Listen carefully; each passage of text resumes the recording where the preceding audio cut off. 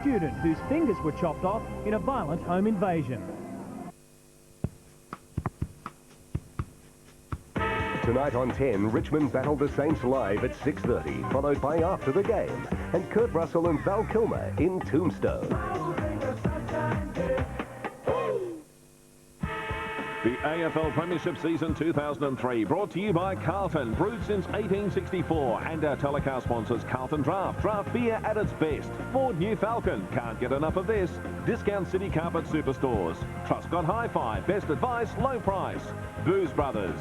Sky City Adelaide, the place to see footy on the big screen. Bunnings Warehouse, where lowest prices are just the beginning. RAA Insurance and Harvey Norman.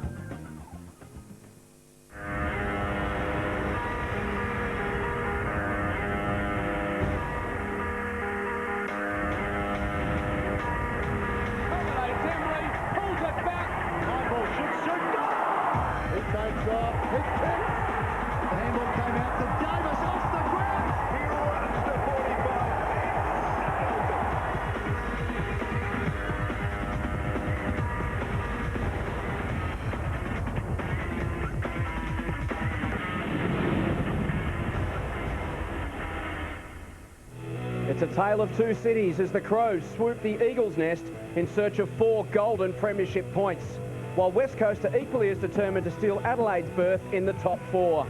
The Crows do have a good recent record against their western rivals, but not on this side of the Nullarbor, where the Eagles' lair has proved all but impenetrable.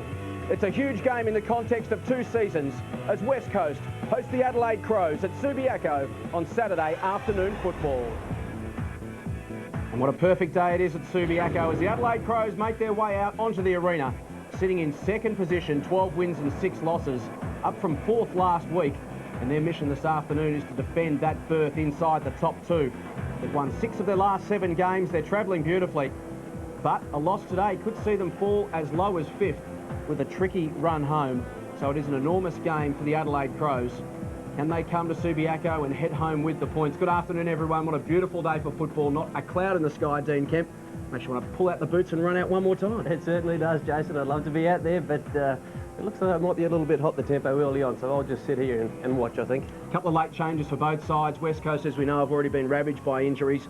5 changes in total from their side last week. So this game takes on huge significance when you look at that ladder, particularly the battle for the top 4.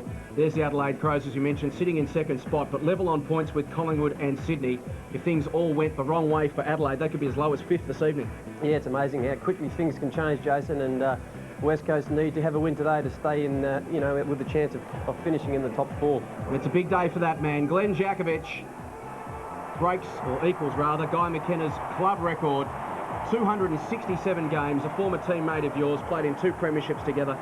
He's been a wonderful figure at this football club. Yeah, he certainly has. He's a very professional player, and the way he prepares himself to second to none. He really is a great player, and West Coast have got some extremely good service out of Glenn Jakovic. 267 games this afternoon, 4 best and fairest, dual All-Australian, dual premiership player. But they've got bigger things to worry about this afternoon. You have a look at the West Coast Eagles and their run home.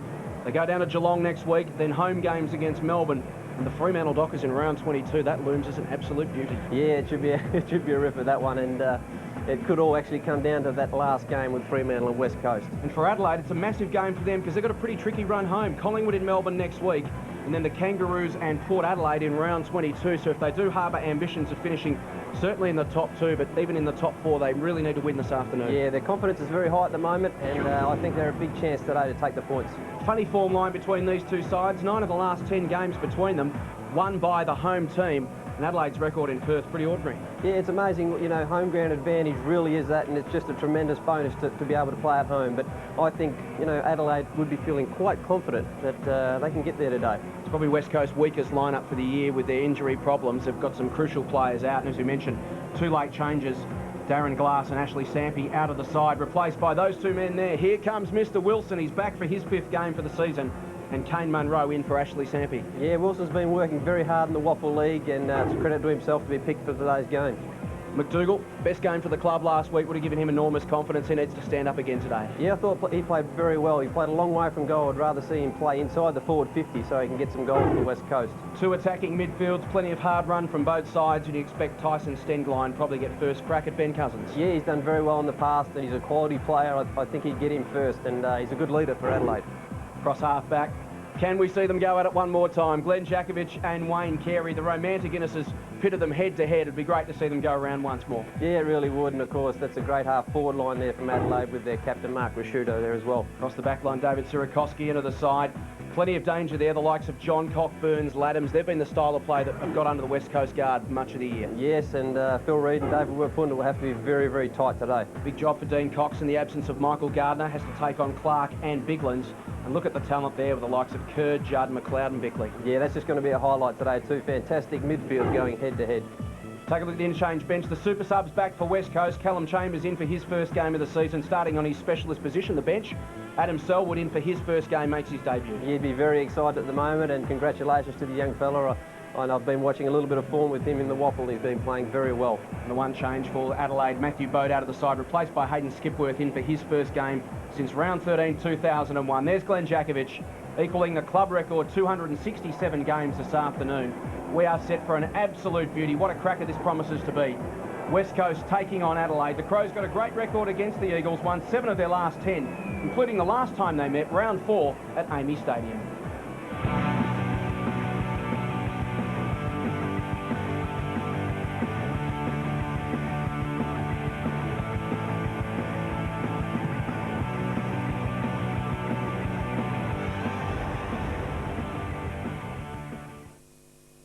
Imagine Jamie's rookie chefs training at London's top spots. It's not pretty. And you just jumped in on me out there, into a busy restaurant, and you said, "Hello, bitch," and not everyone heard. 8:30 Tuesday, Jamie Oliver has given these geezers a massive opportunity, and they're fighting the hand that feeds them. Don't stop. He winds me up, he gets on my nerves. Jamie's restaurant will never open at this rate. It's going to cost me money, not them, and it pisses me off, quite frankly. The new series Australia's gagging for. Jamie's Kitchen, 8:30 Tuesday. At Truscott Hi-Fi, every plug leads to a bargain. Toshiba 109cm 50Hz rear projection TVs, $500 off. Truscott Hi-Fi, Adelaide's lowest prices with up to 24 months interest-free terms. There was a time when I couldn't find anything for me on the menu. Now I can't make up my mind what to have. Introducing McDonald's new permanent Salads Plus menu. Enjoy our new roast chicken salad with your choice of dressing. You'll also love our new veggie burger with a chickpea patty. Or try our delicious new chicken fold-over in a seasoned flatbread. Plus our new mouth-watering Berry Nice Yogurt Crunch. New Salads Plus. It's a change for good at McDonald's. Meet Janet. She bought a Simpson washing machine and dryer and suddenly found the time to develop a killer backhand. Next door, Teresa bought a Simpson dishwasher and now has time to discuss current affairs. Tanya bought a Simpson oven and she then had the time to get to know the new neighbour, Tim. Simpson's time-saving features give you more time for life. Simpson, time for life. Laconia is re-roofing. The bedding department's a schmozzle. We've got to clear stock. 2,000 beds must go. Save to 50%. Pillows, $5. Mattresses, 23. Queen beds, $149. Ensembles, $1.99. Oh, must go. Laconia. Look at that for a day at Subiaco Oval. Not a cloud in the sky. Wonderful conditions. Slight, just gentle, cool breeze around to keep the players cool. And speaking of cool, it's good afternoon to our co-commentator Tim Gossage. And Tim, it's been a fair while since the West Coast Eagles go in underdogs at home. Incredibly so, Jason, and it wasn't that long ago, round 15, when they smacked Carlton by more than 100 points. They were just 2 points off the top of the ladder. Everything was cruising. I lost a lot of star players, and the likes of Sirakoski, Chambers and Wilson were staring down the barrel of probably never playing AFL again. Well, now they're out in the starting 18, and there's plenty at stake for their careers on a game like today against a top-quality opposition. Yeah, it's a wonderful opportunity, Dean, isn't it? A few weeks out from the finals, a bloke like Callum Chambers, who's hasn't played a senior game all year, but suddenly gets an opportunity a month out. Really want to go out there and bust a gut to impress. Yeah, he must play well today. He's got the chance now, so as soon as he gets on the ground, he needs to do the best he can today. So one change for the Adelaide Crows, as we mentioned. Matthew Bode out of the side, replaced by Hayden Skipworth. He was elevated off the rookie list a couple of weeks ago. There's the two skippers, Mark Rasciuto and Ben Cousins. A couple of late changes for West Coast as well. Out go Darren Glass and Ashley Sampi. In comes Troy Wilson and Kane Munro. Mark Rasciuto's won the toss. Adelaide will kick to the left of screen. Almost a year ago to the day, round 19 last year, when David Sierakowski played his last game for the West Coast Eagles. And Ben Cousins, well, he really has been a dominant player in these two clashes. He gets lots of the ball.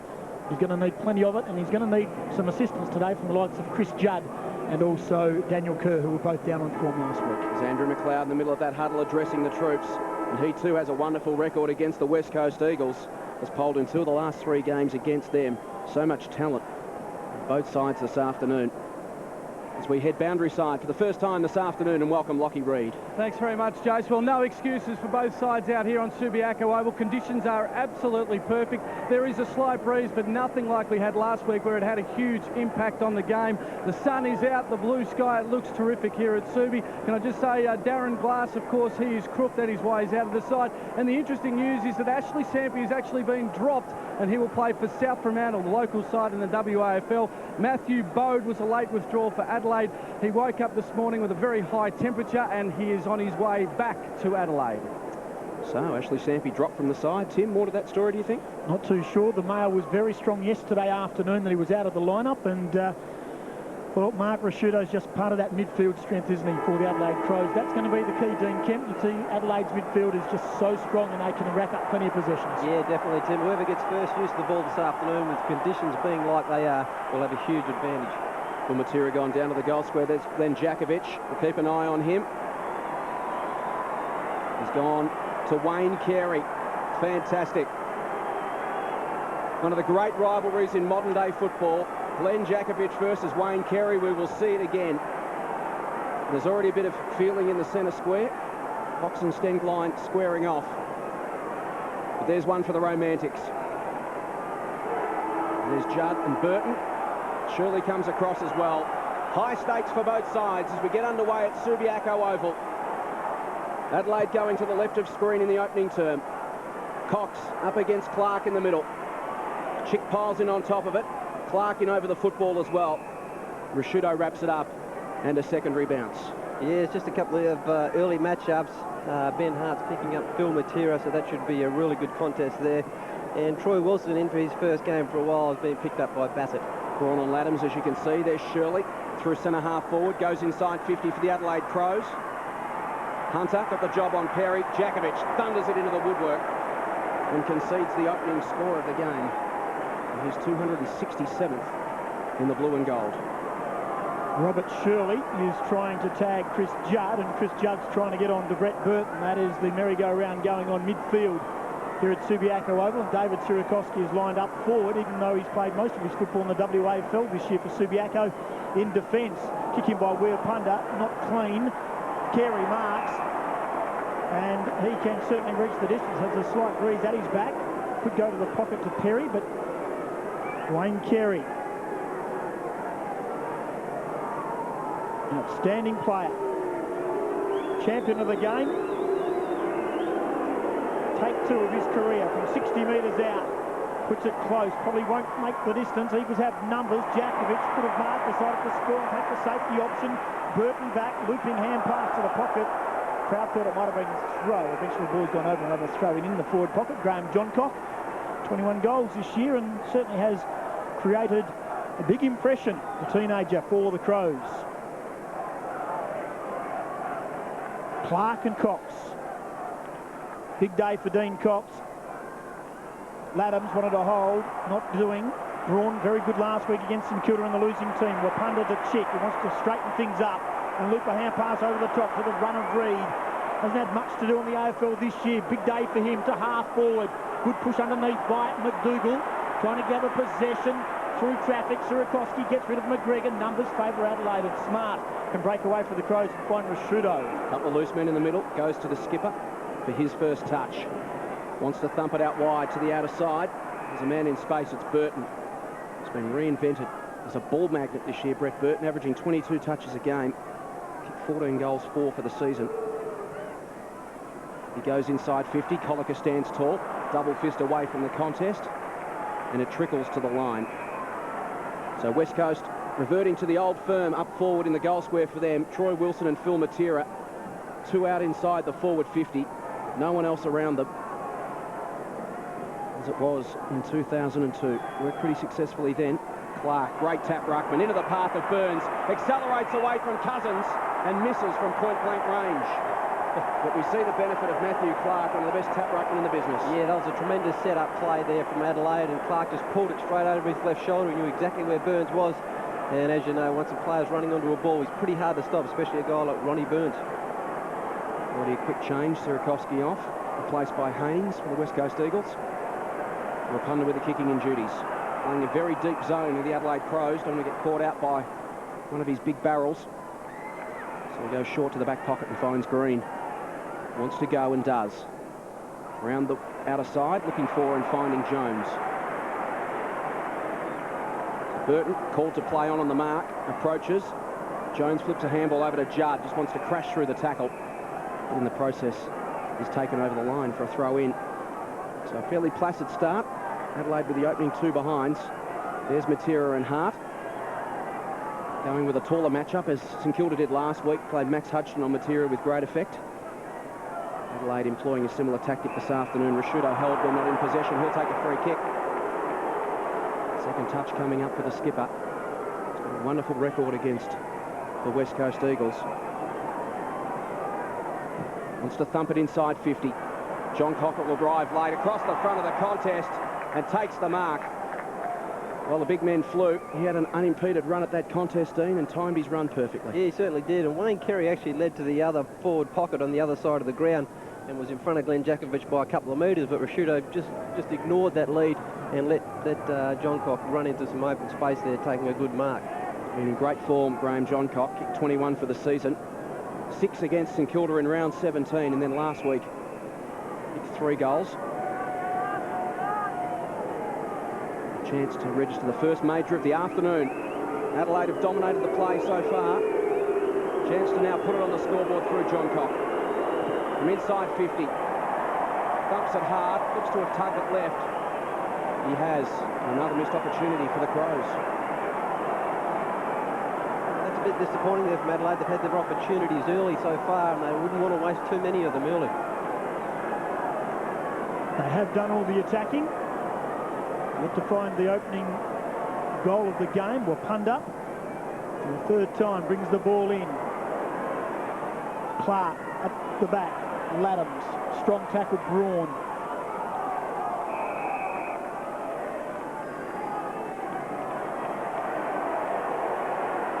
Hunter and Carey, chest to chest.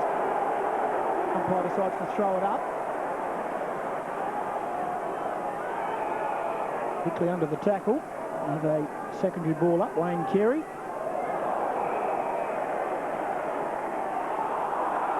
Interesting enough, the umpire saw Carey's reaction against Phil Reid and has given him a free kick. Into the pocket.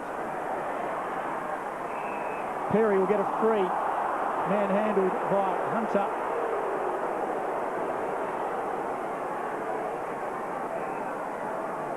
Ready the free kick count.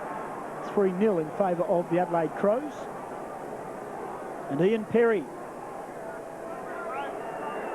And they have lived inside their forward 50, the Crows, and Perry has a chance to kick the first goal of the game. We've almost gone 7 minutes. The left foot bending back nicely. That's a fine start for the Crows. They get the first on the board.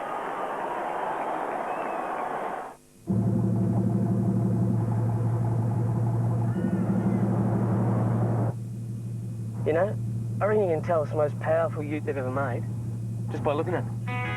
Yeah.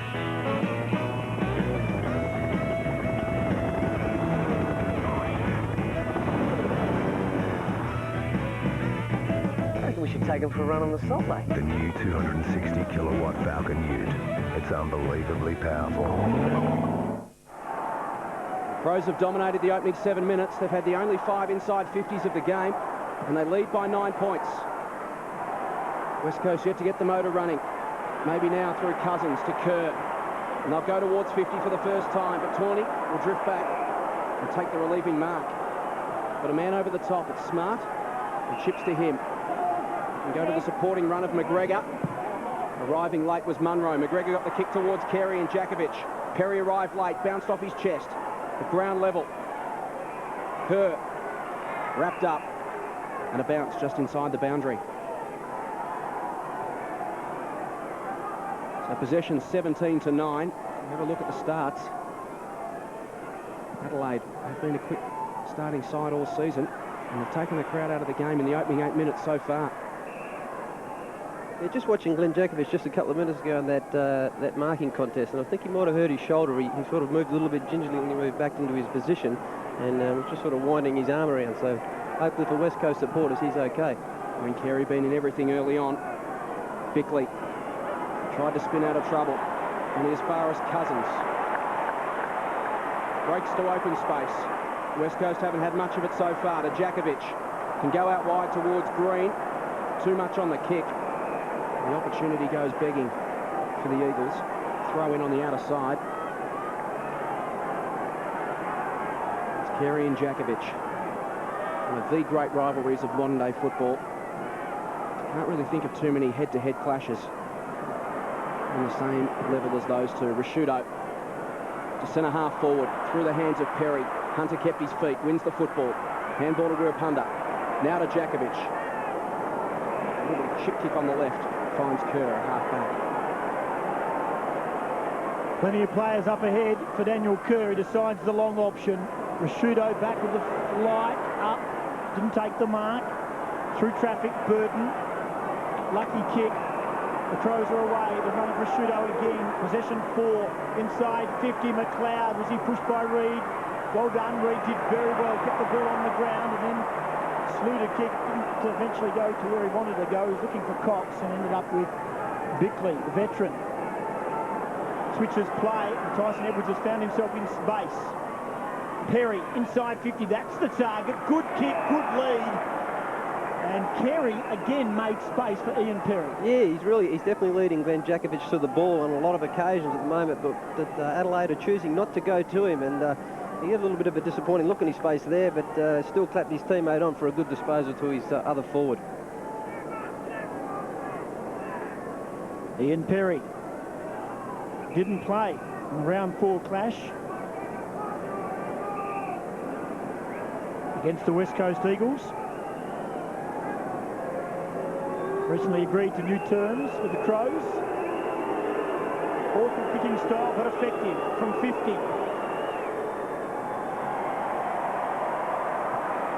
Again, he's got the fade this time. He's missed 1-4-10. No real time to get too flustered for John Worsfold. Peter Sumich in the coach's box. Gone almost 11 minutes and the Eagles are yet to score. Early signs for West Coast not good. It's a little bit flat at the moment, just not able to generate some run and flow through the lines. Maybe this time. Here's Judd. Explodes away. Shirley got enough of him. Just restricted the run. Judd still went back and won the football. Maybe now to Chick. To centre half forward. Out on the lead. Here comes Wilson and takes the mark. 60 metres from goal. The ball goes up around Subiaco. Chips inside 50. Matera on the lead. And the old firm are back together for West Coast. Phil Matera 40 metres out directly in front. Good piece of play for West Coast. Took the ball basically from their back line right through to the forward line. And big Troy Wilson, that's the idea when a big full forward comes out and marks the ball like that. He's got to move the ball on quickly, and he turned around and spotted up Phil Matera. The super sub, Callum Chambers, checks into the game after 11 minutes, replacing Ruapunda. The ball's with Phil Matera. 47-19 for the season. From 40 metres out, the Eagles needed that one. Goal to Matera. Here's a first for Harvey Norman. 17 months interest-free terms. No deposit, no interest, no repayments till 2005. What a deal. Buy now and pay absolutely zilch, zero, nothing for 17 months. Electrical, computers and communications, furniture and bedding and bedroom furniture and much more. 17 months interest-free terms. No deposit, no interest, no repayments till 2005. Minimum purchase $500. Conditions, fees and charges apply. See store for details. 17 months interest-free now at Harvey Norman. Don't miss it. In desperate search for some form, Phil Matera. Been the same place since coming back from injury. Led the AFL goal kicking about the halfway stage of the season. Quick kick, all eyes only for the ball. Braun, will he be paid the mark? Great effort, great courage. Michael Braun crashing into his own man. John Morsfold would like that. Dean Kemp would be happy the players only had eyes for the footy. Yeah, both of them fantastic. Mind you, they'll be lucky to come out of it okay, and it could have been dangerous. Tawney lost the handle. This is absolute courage. Eyes only for the footy, and Braun quick of mind and foot, and almost just knocked it up with his shin, and that is a very good mark, and hats off to Phil Reid as well, who doesn't take a backward step. And they live to tell the story, which is even better for Eagles fans. Kerr, trouble here, took on the tackler Edwards. Edwards says the umpire, well, did he dispose of it?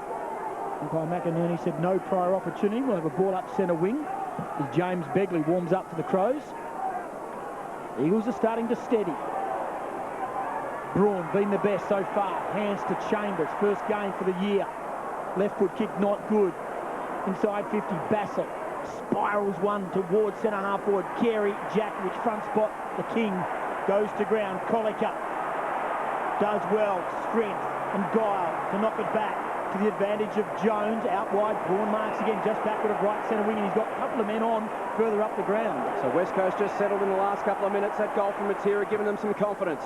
Cox inside 50, off the chest of Wilson. The ground level Rashudo mops up to Edwards, pushes it wide under pressure. Out of bounds on the full. The Eagles just turning up the heat. Matera swoops on that one. 55 from home. Goes to the pocket. It's a 2-on-1. McDougall outnumbered. It clears the contest to Bassett. Handball smothered, kept alive momentarily. Off hands, out of bounds, throw in. Take a look at the leading stat getters early in this game. Any of the big names getting busy early on. Mouth-watering matchups all over the ground. Plenty of plays around this one. Judd not given any room at all. That's wise from the Adelaide midfield. Bickley. Ball still alive. Judd in there. Edwards in there as well. Ball up 35 metres out from the West Coast goal. Look at the players around this contest. Two of the best three clearance sides in the competition. Adelaide rated 1, West Coast rated 3. That will go a long way to deciding the winner of today's game. Who can clear it from the stoppages? On this occasion it's Adelaide through Clark. His handball missed the target. Picked up by Colica, 55 metres out. Goes from the side 50 and finds Chick. 30 metres out. A little better than a 45-degree angle, very kickable for the West Coast veteran. Yeah, that's the advantage of playing in front. Daniel Chick was a bit of a scrub of the kick in from Colica, but he was just 2 or 3 metres in front of Mark Rashudo, who's the direct opponent at the moment. And he needs to finish off here for West Coast. 10 goals, 8 for the season for Daniel Chick. Career tally of 169 from 162 games, so he's good for a goal a game. And he's got one this afternoon. West Coast at the front. You can get it pumping. You can get it jumping. You can get it launching a boat. A hard-earned thirst needs a big cold beer. And the best cold beer is Vic. Victoria Bitter. You can get it dipping. You can get it chipping. You can get it any old how. Matter of fact, I got it now. Victoria Bitter.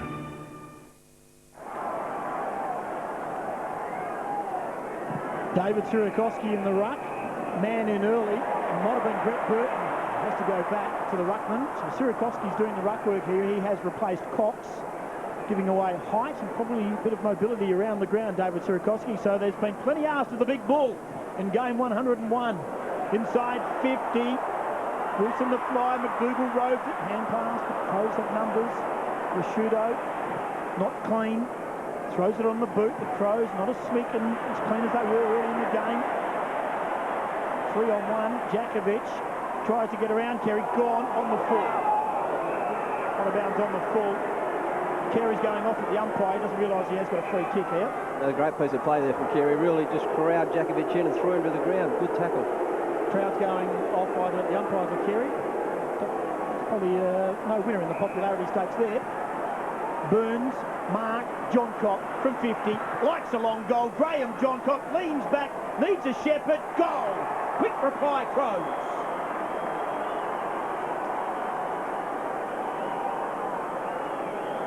Fine effort. Yeah, great effort there. And that's a bit disappointing from Glenn Jakovic. He's an experienced player. He should have known better to take the ball over the boundary line there and was really just, you know, playing around with the ball, and Kerry wrapped him up with a great tackle. All of a sudden the ball goes forward. We know how dangerous Johncock is once he gets the ball. His direct opponent is Michael Collicker, and Collicker was a few yards off him then. A classy player, Graham Johncock, playing game number 44 this afternoon. Hasn't missed since debut. Made a very difficult kick, looked straight forward. So the Crows are back in front. Chick, handball to Cousins, been prominent early. Chambers pushes wide towards the run of Braun. Edwards approaches him, strips him of the ball. Munro goes in and gets it. Was he taken high by Laddams? Umpire was blindsided and says holding the ball in the end. Correct decision. So Laddams takes the free kick. Wants to move it on quickly. High ball to half forward. Perry the target. Jostling with Hunter. Carey swoops on the crumbs. Spears it inside 50. Burns worked his man Green under the ball. Easy as shelling peas for Ronnie Burns.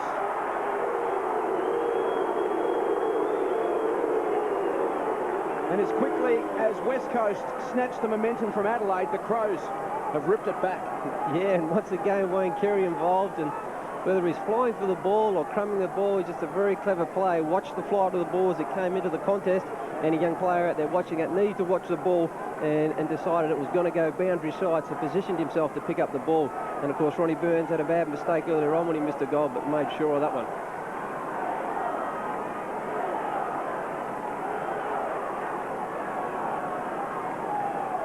Ronnie Burns now being manned up by David Wapunda, comes straight onto the ground to pick up the nippy forward. Cousins working hard, stolen. McLeod, brilliant. Inside 50, Perry. Hunter caught at the back. Carey, little toe poke. Brilliant. Carey got one high, free kick. Stepped inside. And Wayne Carey is certainly creating plenty of havoc early, Dean Kemp. He certainly is. He's in the thick of things there. You see him taking a head-high shot, but he's very dangerous at the moment, and maybe John Worsfold needs to rethink that move there. But Andrew McLeod just had his first kick a few seconds ago, and he's being very well held at the moment by Phil Reid. Wayne Carey, 21 goals in his 10 games this year. This is kick number 5 in the first quarter. Sneaks it home. Crows have got 3 in 5 minutes.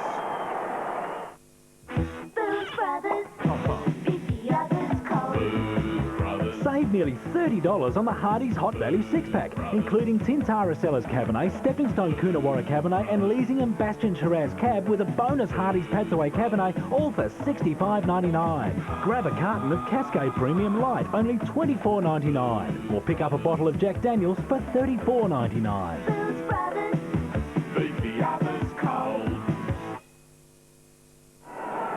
Wayne Carey's goal, make that 3 goals in 3 minutes.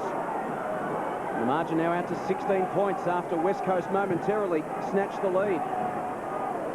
Sirakovsky and Biglands. Rashudo again. Adelaide starting to win it from the middle.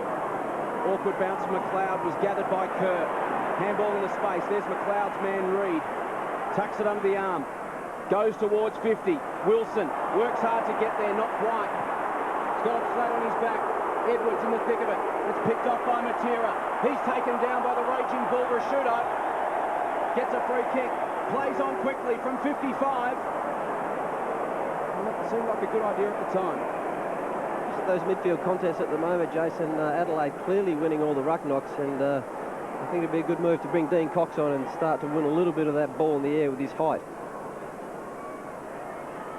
So Hart has the free kick.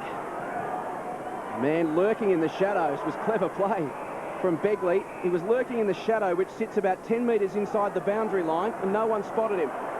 Emerged to take a kick and gave it to Bassett. Works around the members' wing. Kick looking for Perry in front of Hunter. Hunter did well.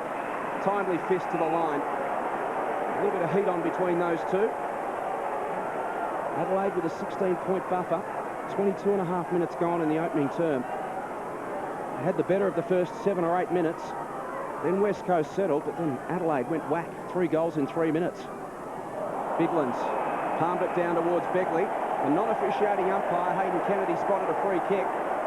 It's going to Sirakovsky. Dishes to the run of Braun. Towards centre-half forward. Haynes tracks it out. Awkward bounce. Perfect for Nigel Smart to sweep through the middle. Go towards Perry. Sirakovsky gets back as third man up. Steps inside Burns. And kicks long to the outer wing. McDougall in best position. Spills to the back. It's 2-on-1 in favour of Adelaide. And a chance now through McGregor. He looks up, goes inside 50. Perry slipped his man again, Hunter. And he is playing in front of Ian Perry. Not the longest kick in the game. 55 out from goal. He'll have to kick. Does have a fade to the left normally. He's not confident. Chips inside. Rashudo marks. Thought about playing on, but he'll go back. Have a shot from about 40 metres out, 45-degree angle. And inside 50, the Adelaide Crows seem to find a lot of space, Dean King. Yeah, just very undisciplined at the moment, West Coast. Daniel Chick, I seen what he was trying to do. He was trying to fill the hole in the gaps of the other players running into, but they need to man up when your man's inside 50 of their forward line. You must be on him. And at the moment, West Coast aren't disciplined and aren't doing that. Already going for disposal 8, Mark Rashudo had 30 back in round 4, and that young man is about to come on for his first run. Adam Selwood from Bendigo, but in fine form for East Perth in the WAFL. Another of the young stars, Brent Staker, Andrew McDougall getting a run for the Eagles in the last month. And Rashudo off about 3 or 4 steps, just puts it up. Across the face and misses. Ronnie Burns trying to clap it through, but you can't fool Cos Martino, the goal umpire, the grand final goal umpire, in fact, from last year. Spot on, and the Crows have been a bit wayward. 4-5-29. The Eagles are 2 straight from about 25 minutes. Rapunda rolls out the barrel, thunders it towards the outer wing. Goodwin went back with the flight, had a piece of it. We'll get a free kick for in the back.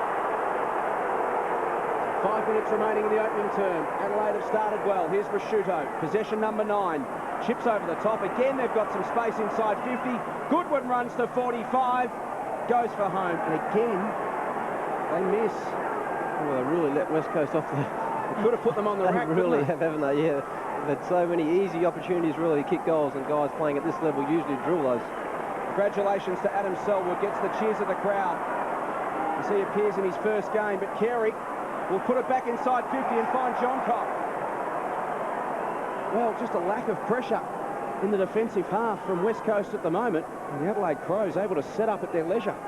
Yeah, they're just looking disarray at the moment. David Wirapunda really looks a bit on edge when he's kicking out at the moment. He's had a couple of bad kick-ins already, and just doesn't look confident kicking out there, kicking to a stationary target, and he was absolutely swamped by the Adelaide players. Shudo will have a spell, racked up 9 touches. The ball's with John Cobb. Already kicked 1 goal, 1. 40 metres out. Chips at it. Straight over the goal umpire's hat. Sunday, it's the moment you've been waiting for as 8 of the top 40 perform in competition. So, who's got what it takes? The judges will have their say. Then you vote for who you think's best. Australian Idol, 7:30 Sunday. Then, if that don't get you peeking, this really will. For the first time, the action thriller not for the faint-hearted. If you take on this mountain, you're dead. Vertical Limit. Following Australian Idol, Sunday. West Coast have had problems with small forwards in the past, and again, Graham Johncock looking dangerous. Man in early. I think it might have been Brett Burt for the second time on that wing here, and Rowan Jones trying to be first man in. David Sirakovsky for the second time will enjoy a free kick on the long lead. Wilson. Good spoil. Bassett strong and hard at the footy. Chambers doing okay. Selwood. I've realised he's playing AFL. Didn't have that long to dispose of it. Sirakovsky. Wrapped up by Biglands. Going nowhere. Troy Wilson. Big spoil from Nathan Bassett, and he is resolute, tough, unfashionable. Been unlucky, hasn't he, Wilson? Presented himself well, but Bassett's been there every time. He's got to keep going, Troy Wilson. McLeod, hand pass. Shirley. Nowhere, robbed up by Judd. 11 scoring shots to 2, margin 24 points, and Troy Wilson standing down, waiting for his opportunity. Had the one kick, put it out, lace out in front of Phil Matera. Through traffic, Bickley punched away Jakovic. Braun, eyes only for the footy, well done. Knocked it onto the advantage of Cousins to Chambers, been okay. Steps around Bickley, leaves him lying on Subiaco Oval. Left foot kick, going to the ground, unfortunately, with Wilson, who slipped over and allowed Bassett to Edwards and the Crows. Good chase, Haynes. Edwards, poor. Good pressure from Haynes, allowed Cousins to come in back to Chambers. He looks up, Wilson one way, Burton the other. Mismatch in the weight division. Burton trying to get a handle on it. Pushed off nicely by John to Phil Matera. Brilliant football goal.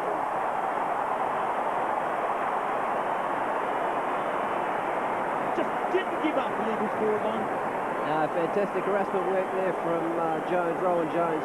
Really put the pressure on Brett Burton, but really courageous Burton, come across in front of Wilson and just couldn't quite pick up the ball, just bumbling away with it there. And as we know how dangerous Phil Matera is inside 50 and slips one off the ground there. But yeah, an opportunity, a quick turnover there from Adelaide, and West Coast were very quick to pounce on that one. Could be a shootout of the small forwards. Phil Matera has 2 at one end. Graham Johncock has 2 at the other. The Crows by 18 points. We've played 29 minutes opening term. This game's starting to fire up a little bit. McLeod and Cousins in over the top of it. Andrew McLeod, just the 2 possessions. Rashudo leads the game with 9. Carey's had 6. Bassett, Bickley, Burton with 4 apiece, while for the Eagles, Chambers and Cousins 6 apiece. And Cousins has had 6 handballs, hasn't kicked the ball yet. Biglands and Sirakovsky. Off hands. Stenglein had a flying shot at it. Here's Reid, has to stand tall, did so. Kept his head. Gives it to Wirrapunda on centre wing. Can West Coast build from here? Thought about the short option to Braun. Staker presents. Wilson now on a thundering lead. He goes inboard and finds Kerr just back into the centre circle. Back to Wirrapunda. Swings it wide. Staker represented himself. Good lunging mark from the youngster, playing his 3rd game this afternoon, originally from West Broken Hill. Moved to Canberra to pursue his AFL dream, and it worked. He got picked up to centre-half forward at ground level. Here's the dangerous McLeod. Looks up and goes to the wing. Laddams and Braun. Laddams, good strong hands overhead. Great mark. Very skillful player, Chris Laddams, starting to blossom at senior level this season for Adelaide. Goes looking for Carey. Jakovic works him underneath it. Hunter through traffic to Jakovic. Had to slam it on the boot in a hurry. It's all Adelaide. McGregor. And with 40 seconds left, the Crows have got time to launch it one more. McGregor off to McLeod. Just glides across the turf. Goes towards Biglands and Perry. At ground level, Johncock to Goodwin. 28 seconds left. Inside 50. Burton there. Jones as well. It spills to Carey. Jakovic keeps his feet. Eventually goes to ground. Burton, dragged down by Jones, was an effective tackle. He's outnumbered. Cox. And the Eagles dodge a bullet late in the first term. The kick from Hunter goes wide. There's still 10 seconds remaining. So maybe if they can thump it long and take a mark, there's still a chance. Goodwin needs to move it on. Time may beat them now. Puts it up inside 50, but the siren will sound before Perry gets a chance. And it is quarter time at Subiaco. Entertaining contest. Adelaide take the opening honours. They're 5-6-36. West Coast 3 straight 18. It's the visitors by 18 points.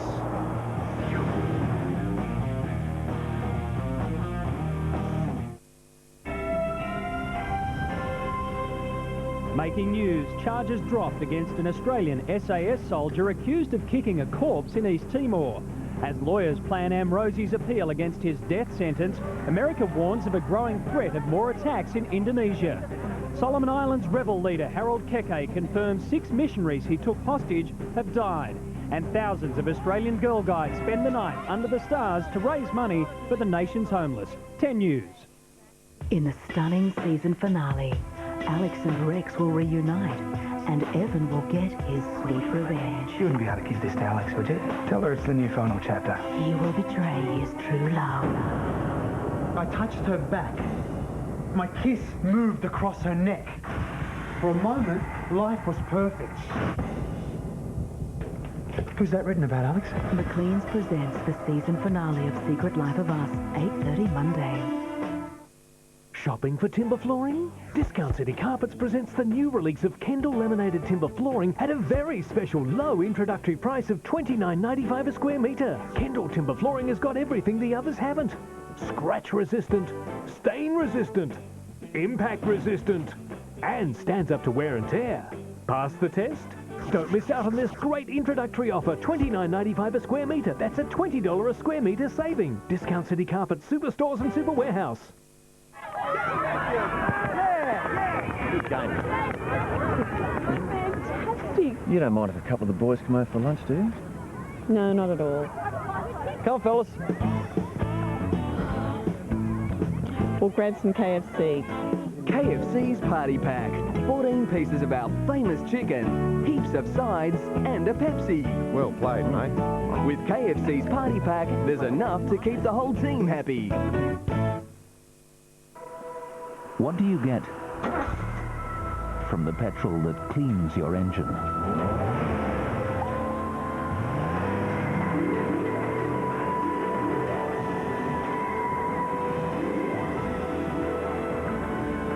Power at your command, just when you need it.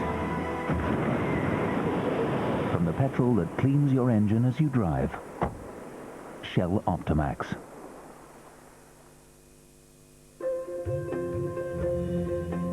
Meet Janet. She bought a Simpson washing machine and dryer and suddenly found the time to develop a killer backhand.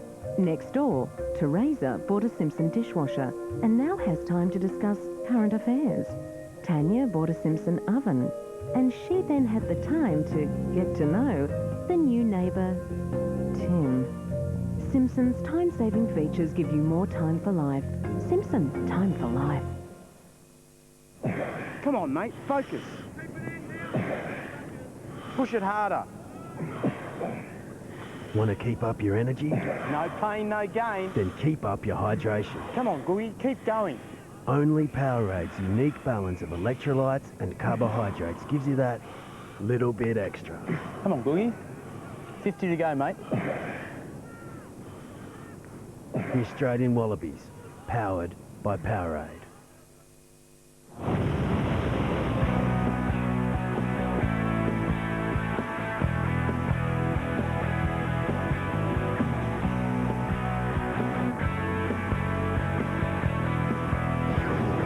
Quarter time at Subiaco, and the early honours go to the visitors. Adelaide 5-6-36. The West Coast Eagles 3 straight 18. 2 goals to Johncock and Matera, the respective small forwards. Possessions-wise, well, the super sub did it again. Callum Chambers came onto the ground halfway through the term, picked up 7 touches, 6 each to Kerr and Cousins. Rashudo 9 for Adelaide. There's John Worsfold laying down the law to his troops. Bit of work to do. They looked a little bit flat in that opening term. Adelaide certainly taking control from the middle of the ground, spending a lot more time in their own forward 50. 15 to 8, the inside 50s in that opening term. There's Gary Ayres. He'd be reasonably content with his side's opening term, except, Dean, I guess, their wastefulness in front of goal. 11 scoring shots to 3. They really could have had West Coast on the rack. Yeah, they've been totally dominant, and they've been pushing the ball forward really quickly as well, catching the West Coast defence off guard, and they need to sharpen up. One other game of round 19 action on this afternoon. It's at the MCG, and what a big game it is for both these sides. They'll be keeping an eye on it. Collingwood hosting the Brisbane Lions. Replay scheduled on various networks. So if you don't want to know the score, look away now.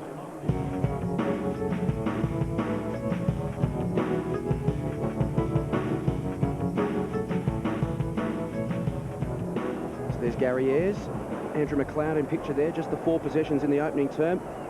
And on the other side of the coin, Dean, Chris Judd, just the 1 touch for West Coast. He's been very quiet, yeah, well held by Shirley. He's doing a good job on him at the moment and just not giving him any space.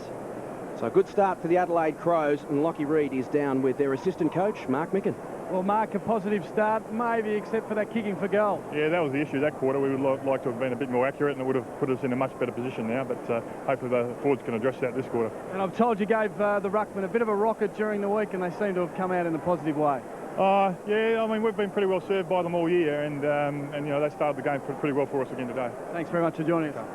Hit outs in the opening term, 14 to 4 in favour of Adelaide, so The likes of Clark and Bigland's a specialist ruckman up against Dean Cox and the part-timer David Sirikowski. And contested possessions for Adelaide, which is going to be a crucial stat all afternoon, 33-24. Just getting first hands on the ball in close for the likes of that man, Mark Rasciuto, strutting their stuff. We start the second term at Subiaco. Adelaide with a 3-goal advantage. Some work to do for the West Coast Eagles. Clark in the ruck against Cox. Cox got the tap out. Jones to run onto it. Through the hands of Chick, picked up by Cousins. Flips it back. Sirikowski stands up, spots a target centre wing. And Judd will get his second touch. And shadowed by Shirley. Stands in the shadow of the light tower. Goes short. And Big Sira takes the mark on the wing. Big opportunity for him this afternoon. His first game since round 19 last season. Goes to the 50. It's all Adelaide. Bickley picks it off to Hart. Goes looking for and finding McGregor. It was a clever kick around the body, that one, around his opponent. Good kick. McGregor inboard to Clark. Adelaide just have poise at the moment. Not in any hurry. Using the ball pretty well. Towards half-forward Burton. Marks. Hits the ground running. Inside 50. Burns juggled it. Pressure from Wirrapunda. Coming across with numbers is Judd. Handball to Jakovic. Back to Judd. He'll go towards Hunter at the wing. Has to fly from behind.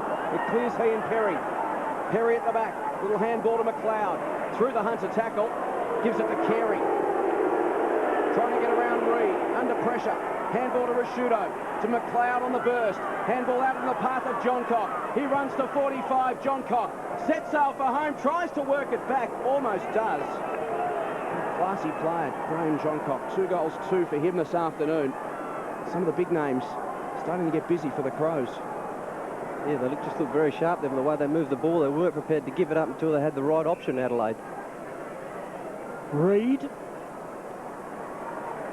Wirrapunda.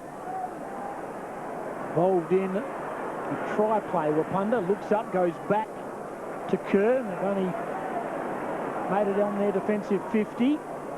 Cox back on the ground. Sirikowski did the bulk of the ruck work in that first quarter. Now, Braun's been okay. Started strongly. His third kick is a good one on the lead for Matsira. And you just feel that this man needs to kick 6 or 7 goals today for the Eagles to win, Dean Kemp. Yeah, and I think it might be his day. I just don't believe that Adelaide can get the right match-up for Phil Matsira. I just think he's too quick for Ben Hart. And if he gets a bit of a sniff, he's already kicked, I think, 1 so far, or 2. He could be very dangerous. It might be a job for Johncock, but he's going okay at the other end. Tyson Edwards could be an option. At the moment, Phil Matsira from 50 metres, going for his 3rd goal. Just clears the square at the back. Staker, can he keep it in? Brilliant, around Edwards, great stuff from the youngster, across the face, miss, nice move, and he is a nice mover.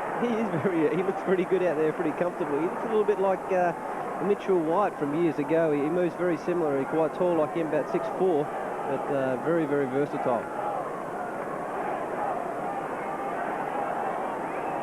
So the margin returns to 18 points. We've played 3.5 minutes in the second. As Hart goes short and finds Bickley. Defensive 35.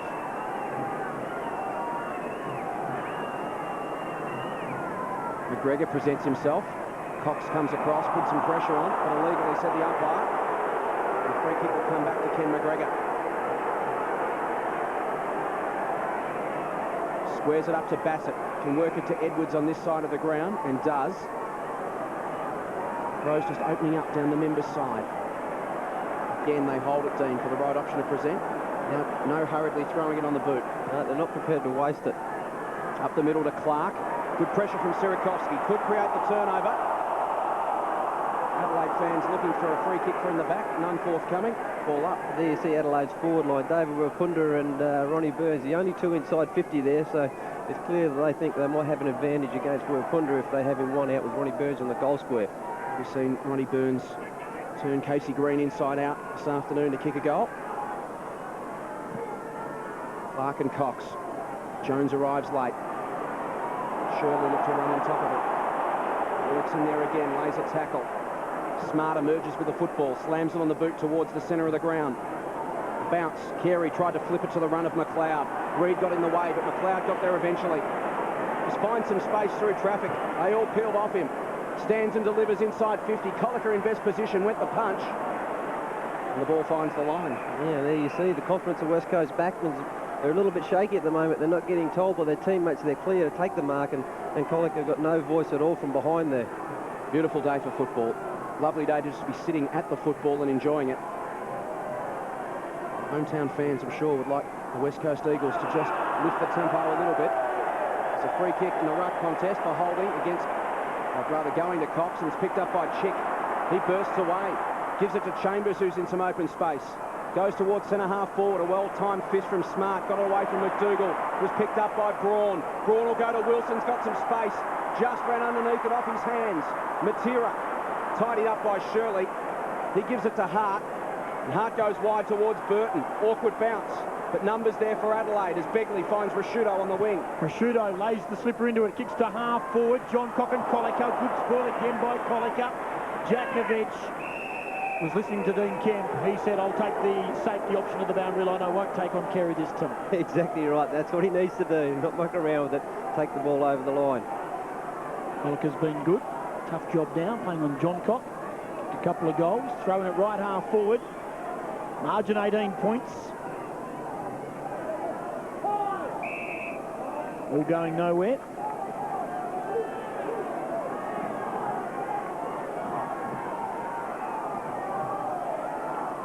Almost 39,500. Great crowd.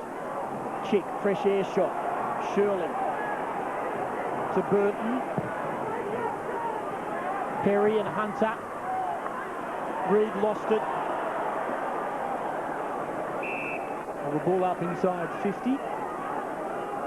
12 scoring shots to 4. Margin 18 points. We've gone 7 minutes. And again, still Ronnie Burns and David Wapunda in the distance there at the top of the goal square. It's a one-out contest. That's the way the Crows want to see it. Clark. The Eagles defence working overtime. We'll have another ball up. Ben Cousins, 7 handballs.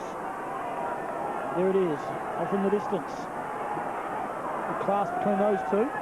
Still no kick for Cousins. Had the 7 handballs. Clark tries to swat it over his head. Kerr does well, looks up. Chambers has been very good. Came on midway through that first quarter. Got to use the ball a tad better though. This is a lead from Haynes. Punched away Smart. Staker roved it nicely. Saw the run of Cousins. He marks. He'll lay the boot in it this time. Cousins tries to get around Stengline. Does just left foot. Open goal. First kick. First goal. Class.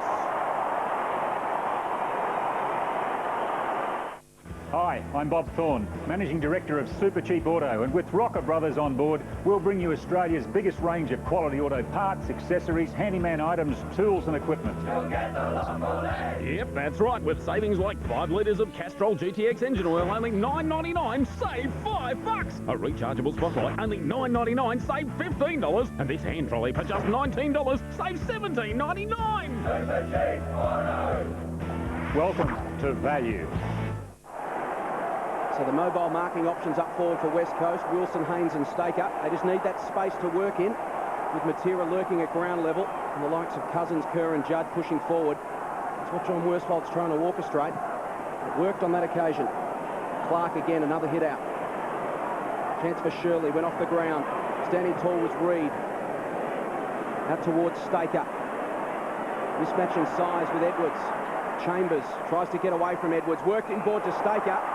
It's just gone out of bounds, unfortunately, for the West Coast Eagles, but Brent Staker starting to become an important, I should say, Mitchell White, mobile centre-half forward type of player in this contest.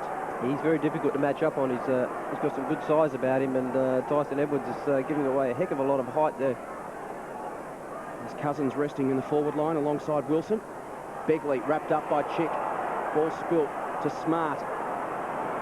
Away through the middle of Subiaco, a couple of bounces, no one coming at him. He can pump it long inside 50, it's wide open, the kick to the advantage of Wapunda, really. Jakovic works hard to get there and ensures it gets to the line, 55 out from the Adelaide goal.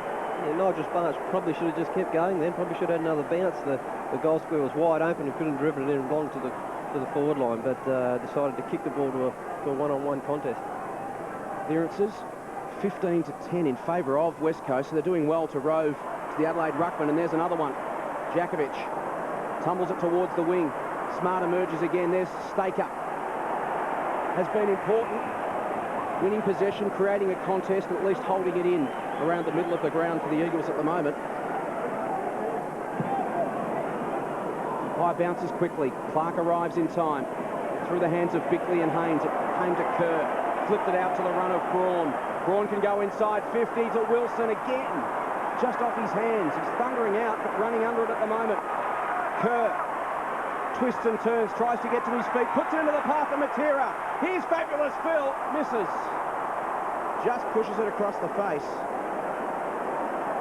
Bread and butter shot you'd expect from Matera. Most of them are really with his skill. And he's pretty disappointed with that one. Yeah, he should have kicked that goal, Phil Matera. But Big Troy Wilson, that's why he's been in and out of the side over the past season, is that his recovery goes to the ground far too often. Every contest he's involved in, he always goes to the ground and just doesn't have the recovery time to get back up. And the coach, John Worsfold's very, very critical of that. Leads himself under the ball as well. Kick in. McGregor, good spoil Sierakowski. Very important, actually. Sierakowski added some muscle to this Eagles team.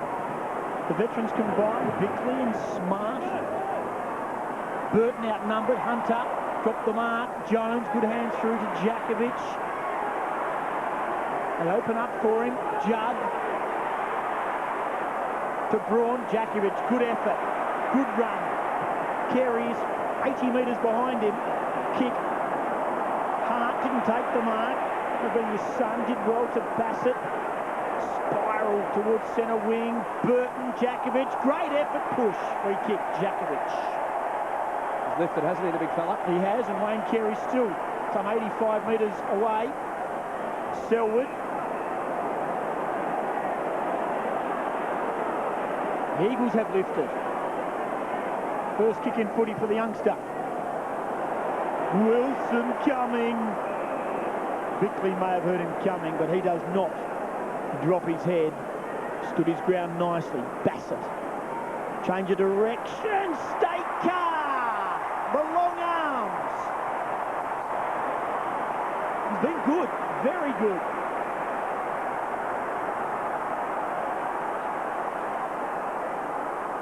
Looks up. They need a mark. Wilson, Judd, no mark. Bickley, Rashudo, and they get it to Hart. The Adelaide veteran just trots away. No one coming at him. Waiting for the right option to present himself. In the end, he goes by hand. Carey stepped inside Chambers. Didn't want to take Judd on. That was a little too ambitious. Hart, and the turnover eventually comes. Smother out on the outer side, and eventually comes back to Carey. So all for naught, that passage of play. Now Begley off half-back to Smart. Again, he's got some space through the middle of the ground to set up. Penetrating kick towards 50. Burton tried to work Jones off it, but Jones did well. Kept his eyes on the football, ran hard, and again took it to the line. An almost identical passage of play. Lockie Reed, boundary side. Jace, interesting to note that Ben Cousins and Daniel Chick are both off at this time of the game when the Eagles need to get a bit of a wriggle along. So Hayden Skipworth into the action for the Adelaide Crows, playing his first game since round 13 2001, was delisted at the end of last year. Has been elevated with Andrew Crowell going onto the long-term injury list. Bickley went to ground. Holliker lays a heavy tackle on Skipworth, who's straight into the action. Here's number 14. There's the leading stat getters. Rashudo still at the top of the pile. Some numbers there starting to mass for West Coast. Skipworth gets his first kick. Screws it inside 50. Burton never a chance to mark. Begley. Handball into the path of Johncock. Taken down by Holliker. And Wirapunda will get the West Coast Eagles well and truly away. They've got numbers on the outer side. Jakovic. Again, slips away from Carey. Can go long to Munro on the wing. It was an awkward kick. And that's all Adelaide needed. Edwards swoops. Draws two players towards him. Gives it back to Smart. Smart towards half forward. And Johncock takes the mark. So a wasted opportunity there for the West Coast Eagles. Judd and Chick have a breather. John Cock to the pocket, and Clark has just slipped away. Inboard to Skipworth. Attacking it was Jones, took him in the tackle. Chambers went to ground. Burton a chance. Falls forward. No pressure came from Kerr to give away a free kick. And the Eagles away through Hunter. Reed will fly from the back of Laddams. They'll all draw that one, and the umpire will bounce. Just a couple of moments ago, I noticed Prosciutto, Smart, Bickley all had hands on hips and just started to suck it in, and maybe John Morsfold may have sensed it, and that's why he's rotating the likes of Judd, Chicken Cousins. It is 20 degrees. It might play a part to get a free kick or a punter for a push, and does. Free kick count has levelled up to 7 apiece. Colliker's lifted his rating on John Cock too, Dean Kemp. Yeah, he certainly has tightened up, and he's giving them a bit of run out of that back line too, which is very important. Colliker is in fact camped on scoreboard centre wing on his own. Dougal now trying to create the loose man on the side where the ball is with Munro. Wapunda. Casually. Staker has the height and some help from McDougall. Some doubt coming in with a groin injury. Doesn't have much to do. They've backed off him. And Hunter has floated down and taken the mark and thought about it. He's still thinking, your mind's ticking. The body says, no, I'll go back. Still no one stands the mark. Now McGregor. Only had one goal in the term, and that was from the boot of Ben Cousins at the 8-minute mark. We've now gone 16 and a half. A goal here, and the Eagles are within a goal after trailing by 24 points. Hunter. Goal.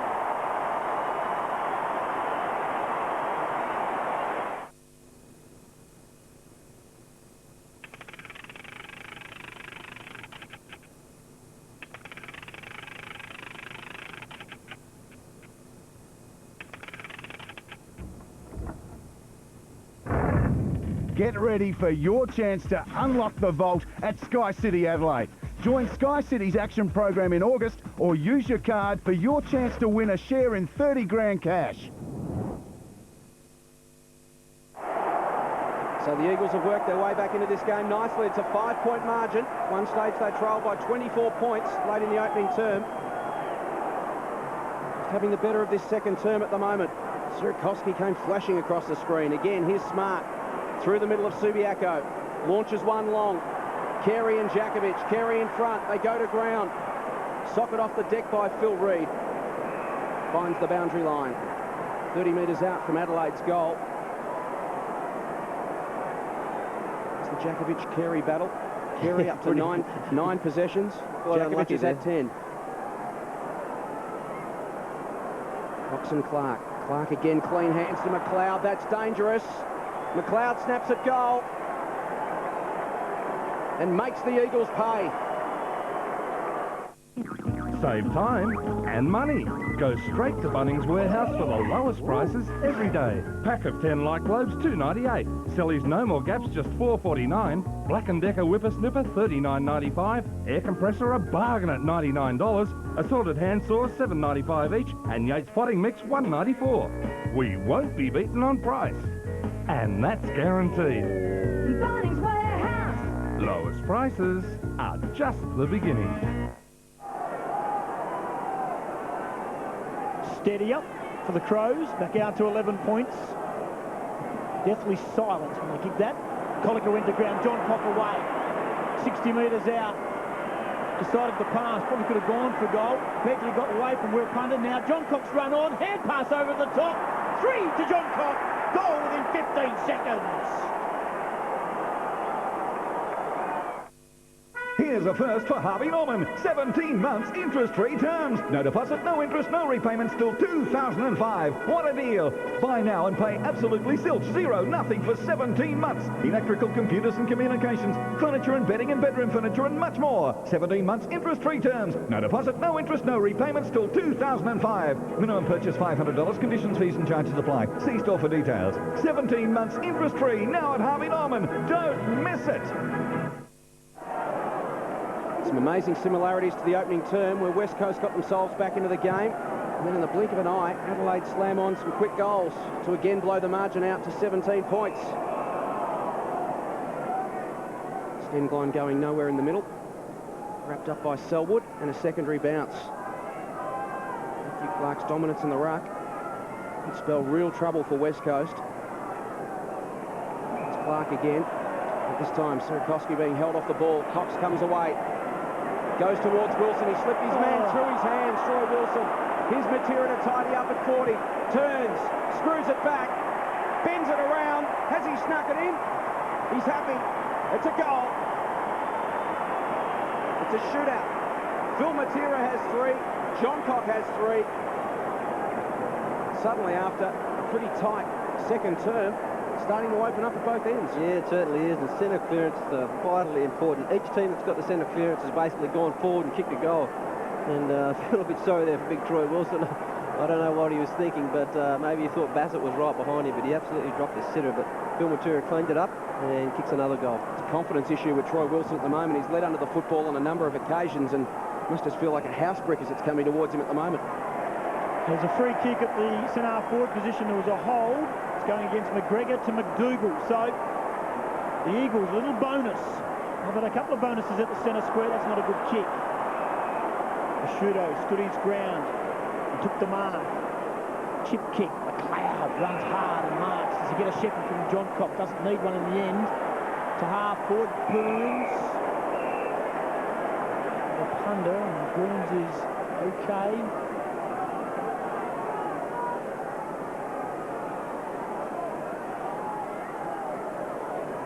Almost kicked the bucket. Throwing it right half forward. Clark. Nicely. Deft touch to Goodwin. Never quite got a handle of the footy there. Wrapped up straight away by Daniel Kurt. And 4 goals there in almost 3 minutes. Goal to Hunter at the 17-minute mark. McLeod at 18. John Cock 19. And Phil Matera at 20. That came after a bit of a dry spell, just 1 goal in the first 17 minutes. So another free kick now. The Eagles are starting to get the better of the umpires at 10-7. And Cox has it at half-back. Margin is 11 points. We've gone 22 minutes. There's plenty of players up forward for Dean Cox. It's an extraordinary amount of free kicks paid from the ruck this afternoon. Cox towards half-forward. Big pack of players. McDougall in from the side, almost brought it to ground. Not paid by the umpire. Oh, I think he just about marked that. I thought it was a pretty good effort there. A fair piece of it, didn't he? Just drifted in from the right-hand side of the pack. Let's have another look at it. There he is, coming in. Not quite controlling it. Sierakowski again dragged down. That could have been a free kick from the ruck contest. Rashuto buries Munro into the turf and we'll do it again. Dean Kemp pays marks for effort. Oh, it's absolutely hysterical up here this afternoon, Tim, isn't it? Well, it's a funny game, Dean. So they say. Crows by 11 points. Important 3.5 minutes remaining to half-time. Shirley flashed across the contest, left it for Goodwin. McLeod towards John Cock. Colliker just a couple of steps behind. That was enough. John Cock, such a classy player. Goes over the top to Rashuto, and he has it 70 metres from goal. Looks up. Carey leads to the pocket. Dummies. Goes back. The double lead. Caught Jakovic out. And Carey takes the mark 40 metres out. Threw out the little short 5-metre lead, Dean, then faked as if he was giving it up and then went again. Yeah, just used all his experience there and just got a couple of metres on Glenn Jakovic. And that's all he needs. He wraps another mark up there. Burton off, replaced by Skipworth. And Wayne Carey. 9 possessions, 2 marks this afternoon. Has kicked a goal in the opening quarter. He's starting to stamp his dominance on football matches. We saw in his days at the Kangaroos from 45 metres out. Makes good contact, claps it through. Carey's got 2. With a funeral like this, the deceased didn't stand a chance. Did you see that? 9:30 Monday. This is one complicated murder with the lot. You want to help us find the person who did this to your brother or not? Family looks after family. All new White Collar Blue, 9:30 Monday. Hey, baby! They're all lining up to talk to Rove. And I think you've got the wrong number. Tuesday on Rove, Dicko from Australian Idol, director Gregor Jordan and Michelle Branch performing live. Nice one, Narelle. Rove Live, 9:30 Tuesday on 10. Wayne Carey can smell September, and that's when the champs come out to play, and he's certainly lifted his rating in the last couple of weeks since coming back from that injury. Stand line, inside 50. Good spoil by Hunter to Wapunda under enormous pressure. Well done, Ronnie. Forced him off the ball, looked up, left forward, open, goal square, goal! Brilliant stuff, Ronnie Burns.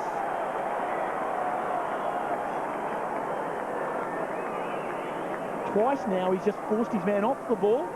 Finished with 2 goals. Yeah, and that's if you're not kicking goals in the forward line, all the coach can ask you is you apply the pressure to your direct opponent. And there you see Ronnie Burns behind where Wapunda, but just worried him out of it. And a great finish of the ball, as we know, is Ronnie. And he's been quiet up there today. He's kicked a couple, but he's been around the place, and that's all you can ask for. And he's applying defensive pressure, and that's what good sides do. Back and forward, they apply pressure at both ends of the ground. Adelaide yet again demonstrate the ability to slam on quick goals, and it's back out to a 23-point margin again. Clark gets hands on the ball. Cousins goes to ground, has time to get up, slam it on his boot to centre half forward. Over the head of the contest. Bassett taken down, still alive. Edwards around McDougall, goes towards Skipworth on the outer side. Colliker past it, socket off the deck by Smart. Perry playing in front, gathers, uses Smart, who ran on in support, kicks it inside 50. Carey leads Jakovic, twisting and turning, outside 50, got a man in the pocket, flips it over the top to him now. Goodwin to Burns, Ronnie's kick 2, trots in, 8 metres out, Ronnie's kick 3.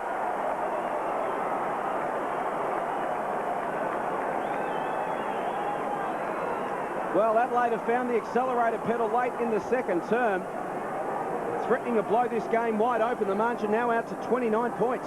And Nigel Smart really has been the catalyst there from centre half back. He's playing on big David Sierakowski, but Sierakowski's giving a contest, but Smart's ability to run, and he's just a magnificent athlete. He really does have fantastic endurance, and you see the Adelaide players, when they move the ball forward, as we've said on a couple of occasions, they just hold it and they don't waste their opportunity once they have the ball. That was not an easy goal for Ronnie Burns. He had to do a banana kick off about 2 steps, and he had a man 1 yard in front of him. A brilliant effort from Ronnie Burns. He's kicked the last 2 goals of the game, and the Crows out to the biggest lead. Sierakowski, who's faking for a free kick, didn't get it.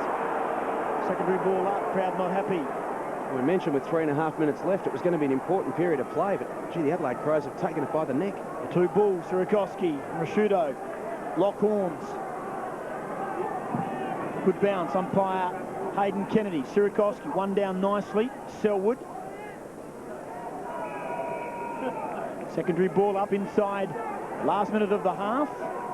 The Eagles got it back to 5 points after Hunter Gold. The Crows have kicked the last 3 through Carey and a couple to Burns.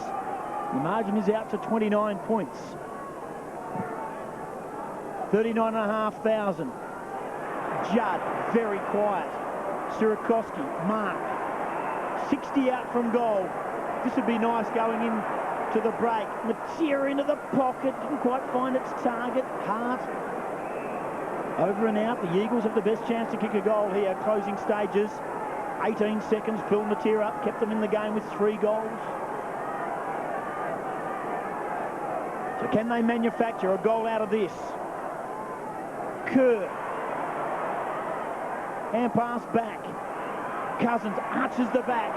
Took a long time. Gone. No free kick. Doesn't matter. Crows are away. Shouldn't get another score unless they take a mark. Kick one from 60. Carey. Siren sounds. This will test him. He's good, but is he this good? A big spiral. They'll need a big bruise. So 3 late goals to the Adelaide Crows. Once again gives them the ascendancy. It's half-time at Subiaco. The crowd are stunned. It's the Adelaide Crows by 29 points.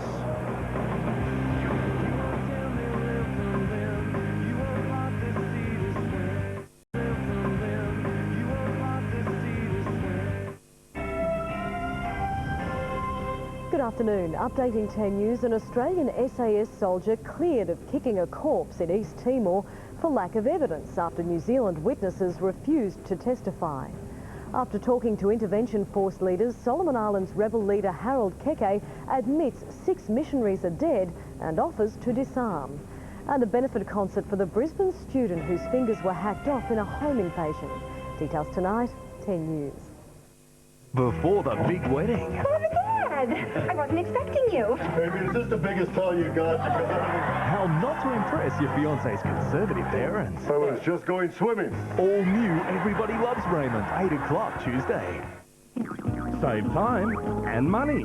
Go straight to Bunnings Warehouse for the lowest prices every day. 6x8 foot polytarp, $3.38. 4-way power boards, 2 for $5. Black & Decker hedge trimmer, $49.95. Big 10-litre wattle ceiling white, $69. Foldable workbench, only $15. And 12-rail close error, $4.95. We won't be beaten on price. And that's guaranteed. Bunnings Warehouse. Lowest prices are just the beginning. It's Domino's Pizza Mania! In a battle for supremacy, the devilishly delicious Widowmaker goes up against the devastating flavors of Raging Vegetarian! With a Premiership Cup, Premiership medallion around your neck,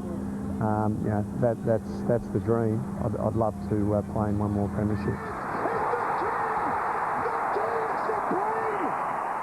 12 possessions, 3 marks, 2 goals to Wayne Carey in the first half this afternoon, starting to find some form that made him the king of the game over the last decade. Well, there's one other game of round 19 action on this afternoon. It's at the MCG. Huge game. Collingwood taking on the Brisbane Lions. Replay scheduled on various networks, so if you don't want to know the score, look away now.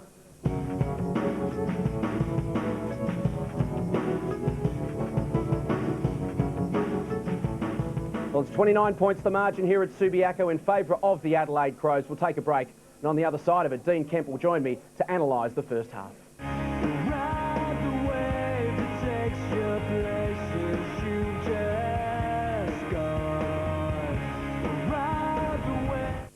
There's no show on Australian television with this much raw emotion. And these guys made it. Sunday, it's the moment you've been waiting for, as 8 of the top 40 perform in competition. So, who's got what it takes? Will Pete the pig farmer bring home the bacon? The judges will have their say, then you vote for who you think's best.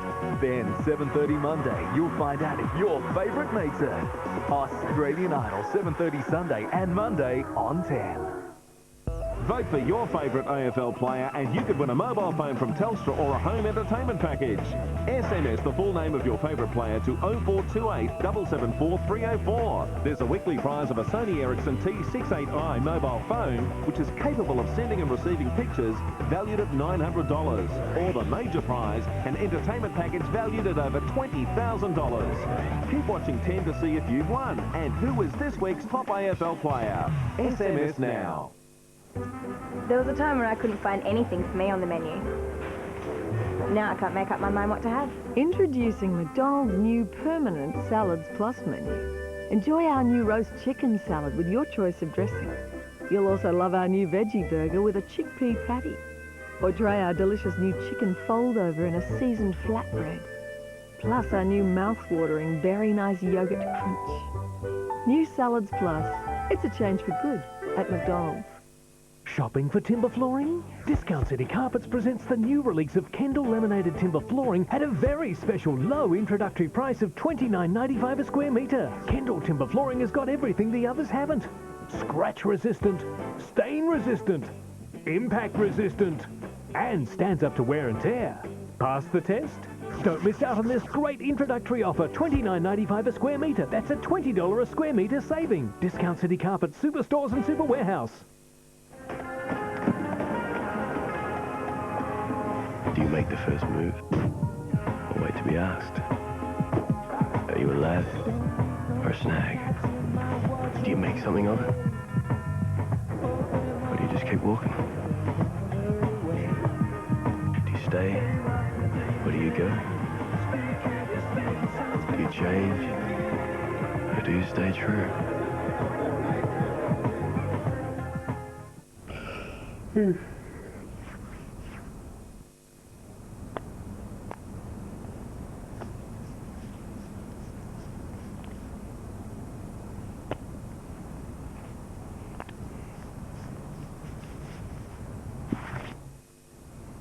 Good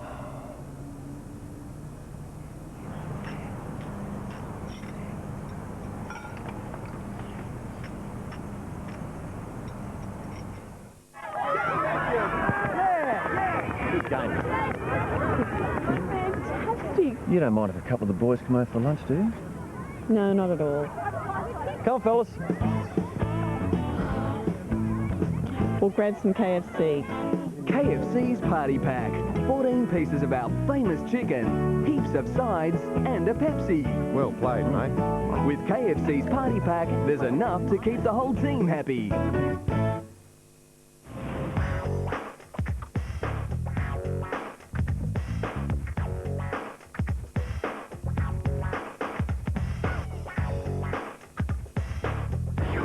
Yes, I was kicking around. It can make you laugh, it can make you cry, Dean, but at half-time, it's the Adelaide Crows fans who are laughing. Their side leads by 29 points, 10-7-67. West Coast 6-2-38. It's been a day for the small forwards with John Cockburns and Matera all kicking three, and plenty of big names featuring high on the disposals list. Look at the experience there. Rashudo, Carey, Smart, John Cock McLeod for the Adelaide Crows. They've done pretty well in that first half. They dominated the opening 10 minutes, didn't put it on the scoreboard. West Coast fought back, but Adelaide, on 3 or 4 occasions, have shown their propensity to kick goals quickly. Yeah, they look very sharp, and they weren't prepared to waste the ball. Once they got the ball, they'd only use it when they had the right option. There we see that great rivalry. It's been a crucial battle, hasn't it? It certainly has, and Kerry's definitely taken the points the first half. He's been very, very good up there, and he's been pretty consistent so far for the Adelaide Crows. He's had 12 possessions, 3 marks, and kicked 2 goals himself. Had a hand in a couple of others. Glenn Jakovic has had 10 possessions on the other side of the coin. He's been important as well, but Carey has just been the general up forward. Phil Matera, well, as you mentioned, it's a day for small forwards, and he only needs half an opportunity. Yeah, he certainly does, and that's the problem I think the Crows may have if West Coast get going again, is not the right matchup for Phil Matera.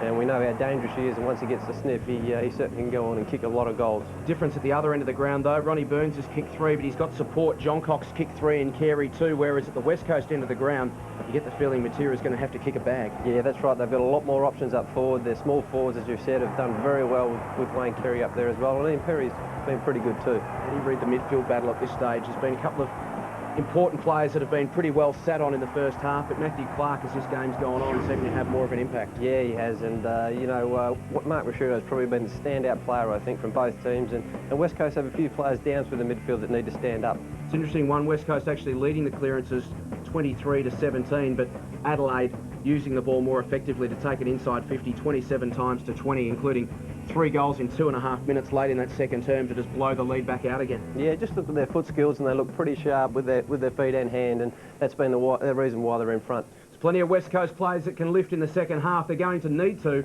Their side trails at the main break by 29 points. We'll be back with all the third quarter action right after this.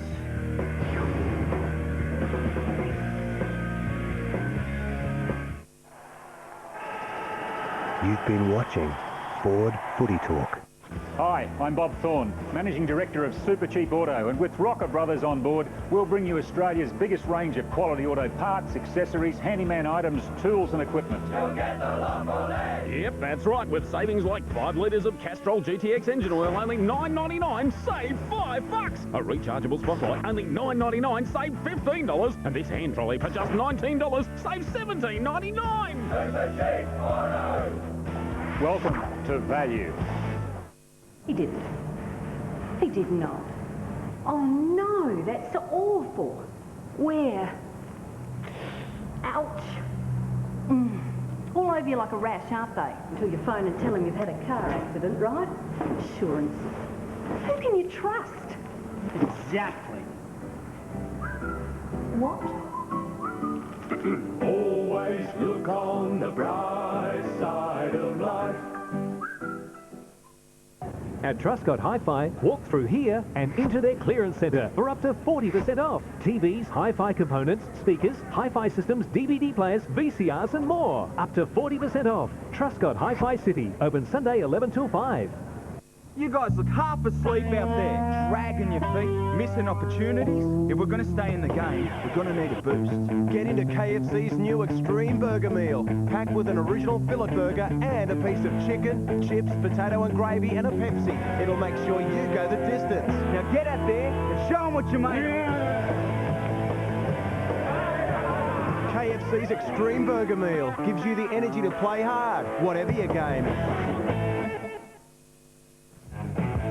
AC/DC, the Remastered Series. It's AC/DC like you've never heard before. Classic AC/DC albums digitally remastered and specially packaged, with an enhanced element that gives you even more AC/DC. This is the ultimate AC/DC experience. The AC/DC Remasters. Get one, get them all. In store now.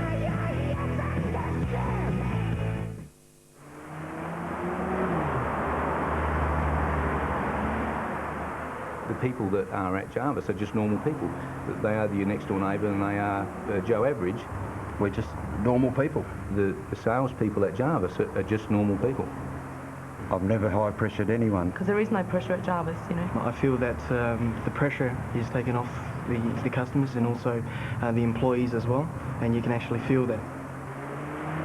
But I believe when they walk into a Jarvis, that they will experience a difference. And I guess people notice the honesty. They can feel it. And if you're honest, you can't help but sell motor cars.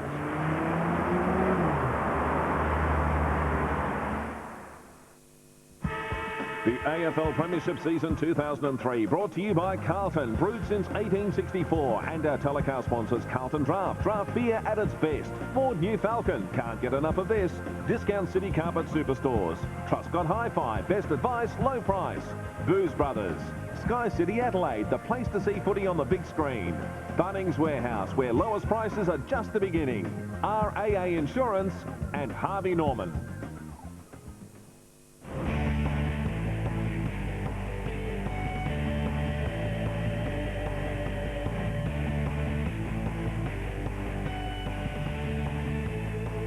Five goals to 3 in the opening term to Adelaide, 5 goals to 3 to Adelaide in the second term.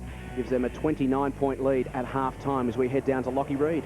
Well, Eagles coach John Worsfold remaining very positive at that half-time break as the players went down the race. He made sure he went up to each individual, patted it on the back, told them to keep their head up and really start this second half with a lot of fire and a lot of enthusiasm. The Adelaide Crows, well, they got a fantastic buffer at this stage and had a great chance to rest several of their stars late in that second quarter. We've got some players to lift the West Coast Eagles, and particularly up forward. Long kicks, Dean, 49-28 in favour of Adelaide. Just shows that they can go long to their targets. Yeah, they've just got something to shoot at the moment. There you see big Troy Wilson taking a breather here for the start of the third quarter, and he's been pretty disappointing. He needs to get his confidence back up, and the next opportunity he gets, he just needs to go out there and just enjoy his football. Just the one touch in the opening half. They need to find some avenues to goal other than Phil Matera. And interesting enough that Michael Collicker, who I thought showed almost sort of, well, John Cox kicked 3, but there were times I thought Collick was very good in defence, and he's found himself on the bench in the second half. Yeah, late in the second quarter I thought he was quite good. Timmy gave him a bit of a run off the back line and at least was providing an option for West Coast out there. Just the 6 possessions to Chris Judd to half-time. He's been averaging 19 a game. Haynes back to full forward, where a lot of people think that's the best combination, Haynes and Phil Matera, and this man needs to lift. Has been pretty quiet over the last fortnight. Set to go in the third term. It's the Adelaide Crows by 29 points. Cox in the ruck against Clark. Stenglein dragged off the football. Kerr, boot to ball. High up and under. Wirapunda got a fist in there. There's Judd to Selwood. Handball to Cousins. West Coast looking to get something going. The advantage free kick, and it'll come to Kerr. Cousins illegally disposed of after he got rid of the football. But they turn it over. Adelaide as good a side as anyone at making you pay. Tawney to Rasciuto. Kick drifts wide towards Bassett. He's happy to lay a shepherd on Matera and leave it for Ben Hart. Goes towards John Cock, who's been sharp from the opening bounce. He takes the mark on centre wing. Looks up. Biglands offers a half lead. Instead he goes to the pocket. Carey works his way to the front through his hands. Perry gives away an undisciplined, frustrated free kick. And West Coast a chance now off half-back as Perry and Jakovic engage in some argy-bargy. The kick will come back to Hunter. And the Eagles need to get a good, solid start to this third term to get this crowd of almost 40,000 up and firing. Yeah, and John Cox got a new opponent at the moment. Casey Green's been shifted onto him. Struggled early with Ronnie Burns, so some tough assignments for Casey Green. Chambers. Cox. Looking for help, might have to go back. He does. To Chambers. Could go short to Selwood, decides to kick long. Kick number 10, Staker up, no mark. Cousins, Wapunda. Back off him, he just kicks on the lead with Mark Jones. He pushed him down forward. He looks up, here's Haynes and Bassett. Haynes did well. Matera, fumbling. Bickley, brilliant. Edwards. Good stretch, good mark, Johncock. Great effort, that's his 6th mark. Right half back to half forward. Perry and Hunter. Over the line, Ian Perry kicked 1 goal, and so too his marksman, Adam Hunter. 3 Victorian umpires today. Not a Victorian team in sight. Cox and Clark. Cox gets to the front. The hands of Shirley. Selwood tries to emerge from the congestion. Going nowhere. Will have a bounce. The Adelaide defence is at the peak of their powers at the moment, averaging just 68 points a game against in their last 9. The West Coast attack, well, it's lost its way. Topped the ton in 10 of the first 12 games of the season, but they've only cracked 100 points once in the last 6 weeks, Dean. So we're seeing very much a case of an informed defence dominating an out-of-form attack. Yeah, that's right, and they've just they've lost a few of their avenues to goal with their injuries, but just West Coast need to create some opportunities because Adelaide are very good back there. Selwood got the hands free and released Judd. They need his brand of excitement in this second half. Goes up the middle looking for Staker, but McGregor worked to the front. It did well. Take the relieving mark. Turn it around for Adelaide. Handball to Edwards, who's been prominent. Goes towards Johncock, and he marks 60 metres out. Quick little dish off. Stenglein back to Shirley. Shirley goes to the pocket. It's a one-on-one carry. The one-hander just protected the drop zone, held Jakovic out with his hips and took the mark. And it was just a terrible kick really into the forward line there from Wayne Carey. He led for the ball. His teammate just popped the ball up, but there to see the strength of Carey, just backed into Jakovic and pushed him off the ball. So the King, 13th possession coming up. It's not bad for a centre-half forward in a half of football. He's kicked 2, had a hand in some others, and from 45 metres out, starts at left and misses. 2 goals, 1 to Wayne Carey.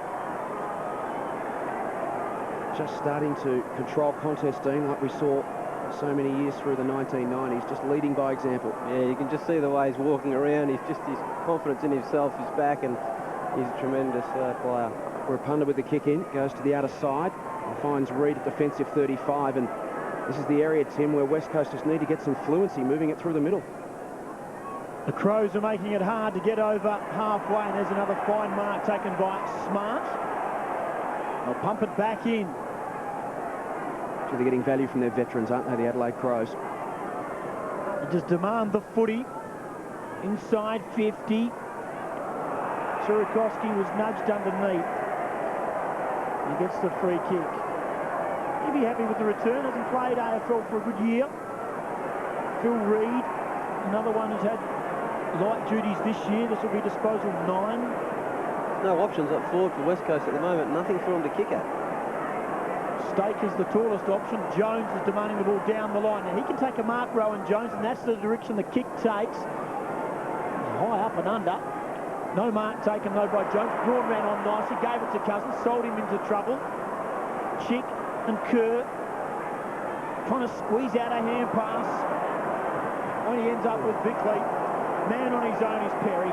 Johncock is running for him. Perry could go over the top. Little chip kick. Wapunda outnumbered. Brilliant stuff. They made hard work of that Adelaide. They stuffed it up completely, to be quite blunt with you. And Surakowski can relieve the green. Really, David Wapunda. They really should have kicked the goal from that. And David Wapunda take a bow as Green goes across the face. And Selwood set up for being one of the easiest goals for the day. And Kerr. Gary Ayres won't be happy. But the Eagles got to make them pay, and that's a dangerous kick. Terrible backwards towards Braun, outnumbered. The Crows inside 50. Carey, Surakowski, great mark. Great marker's courage with two big men bearing down in Carey and Jakovic. The difference between the two sides at the moment, when West Coast get it at half back, like Michael Braun's about to in a minute, he'll look up and there's very little to kick to. When Adelaide get it through the middle of the ground, they've got the likes of Carey and Perry presenting themselves in space.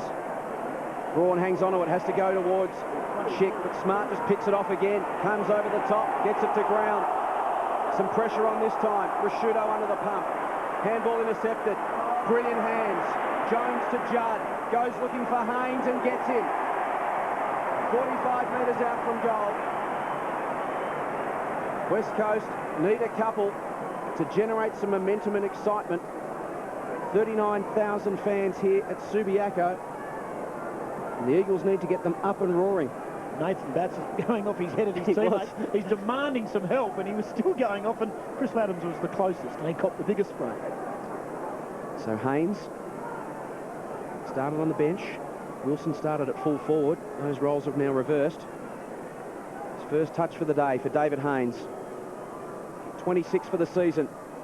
Keeps it low from outside 50. Ugly looking kick. Didn't miss by much, just off hands and through for a behind. Eagles just need to find an avenue through centre-half forward. They need a target to stand up and present.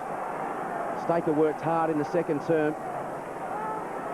Needs someone to take control around the centre-half forward post. McGregor at the back of the contest takes an uncontested mark. Off to Bickley. He can spread it wide and find Laddams. Adelaide prepared to run and work hard for each other. This time it's Tawney and Perry who have worked to the outer side. Tawney will gather. He's approached by Hunter and taken down in a ball and all. And that is holding the ball. On this occasion, Adam Hunter holds back the tide. Good effort by Hunter.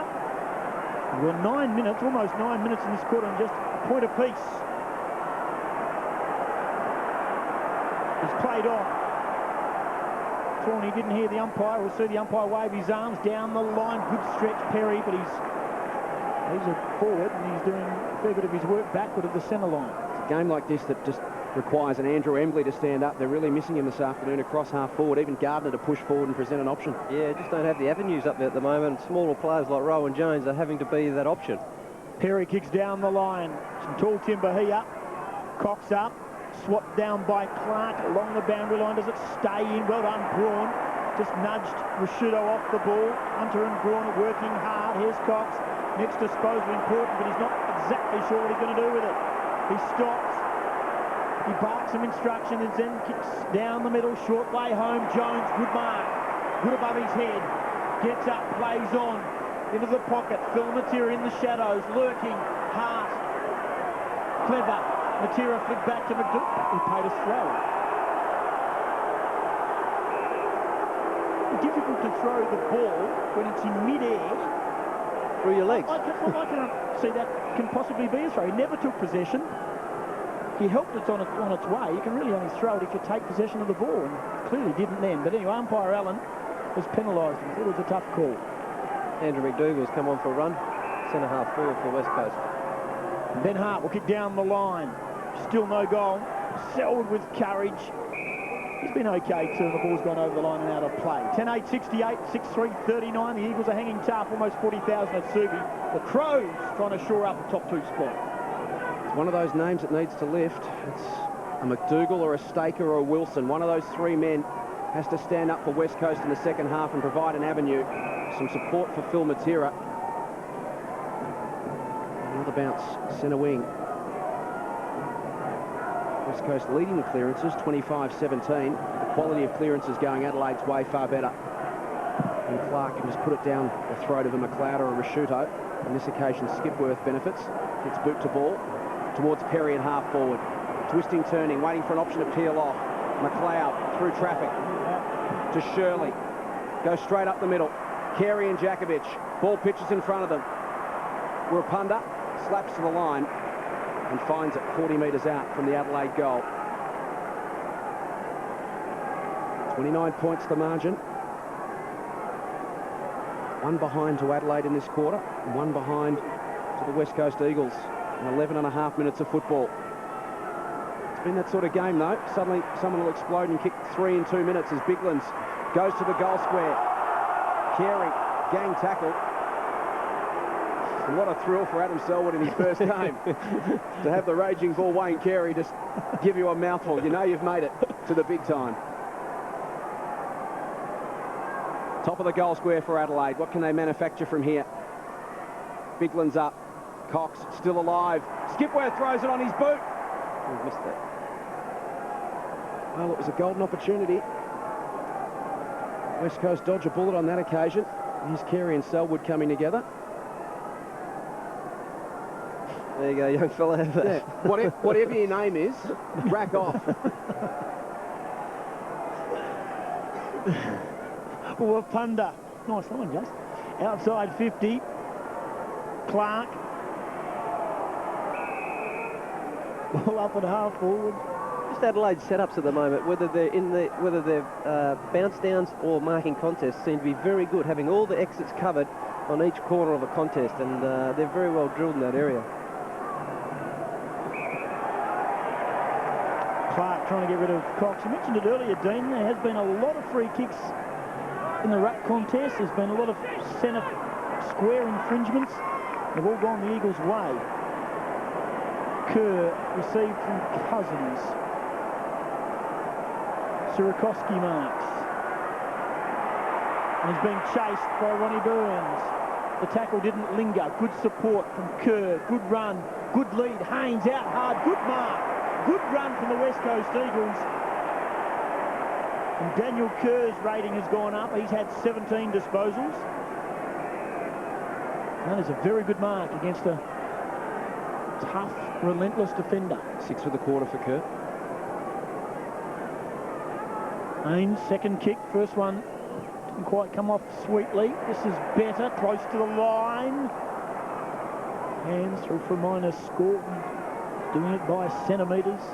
We've still had no goal. We've gone almost 14 minutes. Crows will be happy with this. They'll walk away with 4 premiership points. They couldn't care less.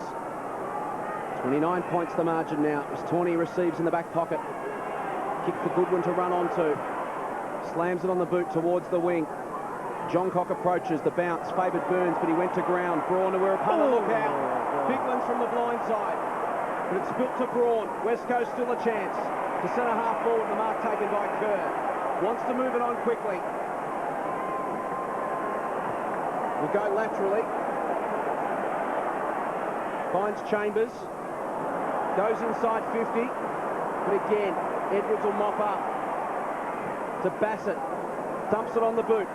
Back towards Chambers and Biglands. The bounce favoured the big man. He gathered. Great effort from Chambers.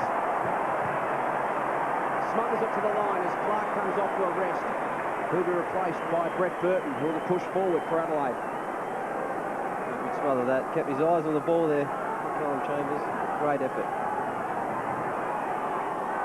Broken even in the third term, West Coast have now got to start turning the momentum their way. It's McGregor off the contest. The centre half forward, John Cox snuck behind the defence.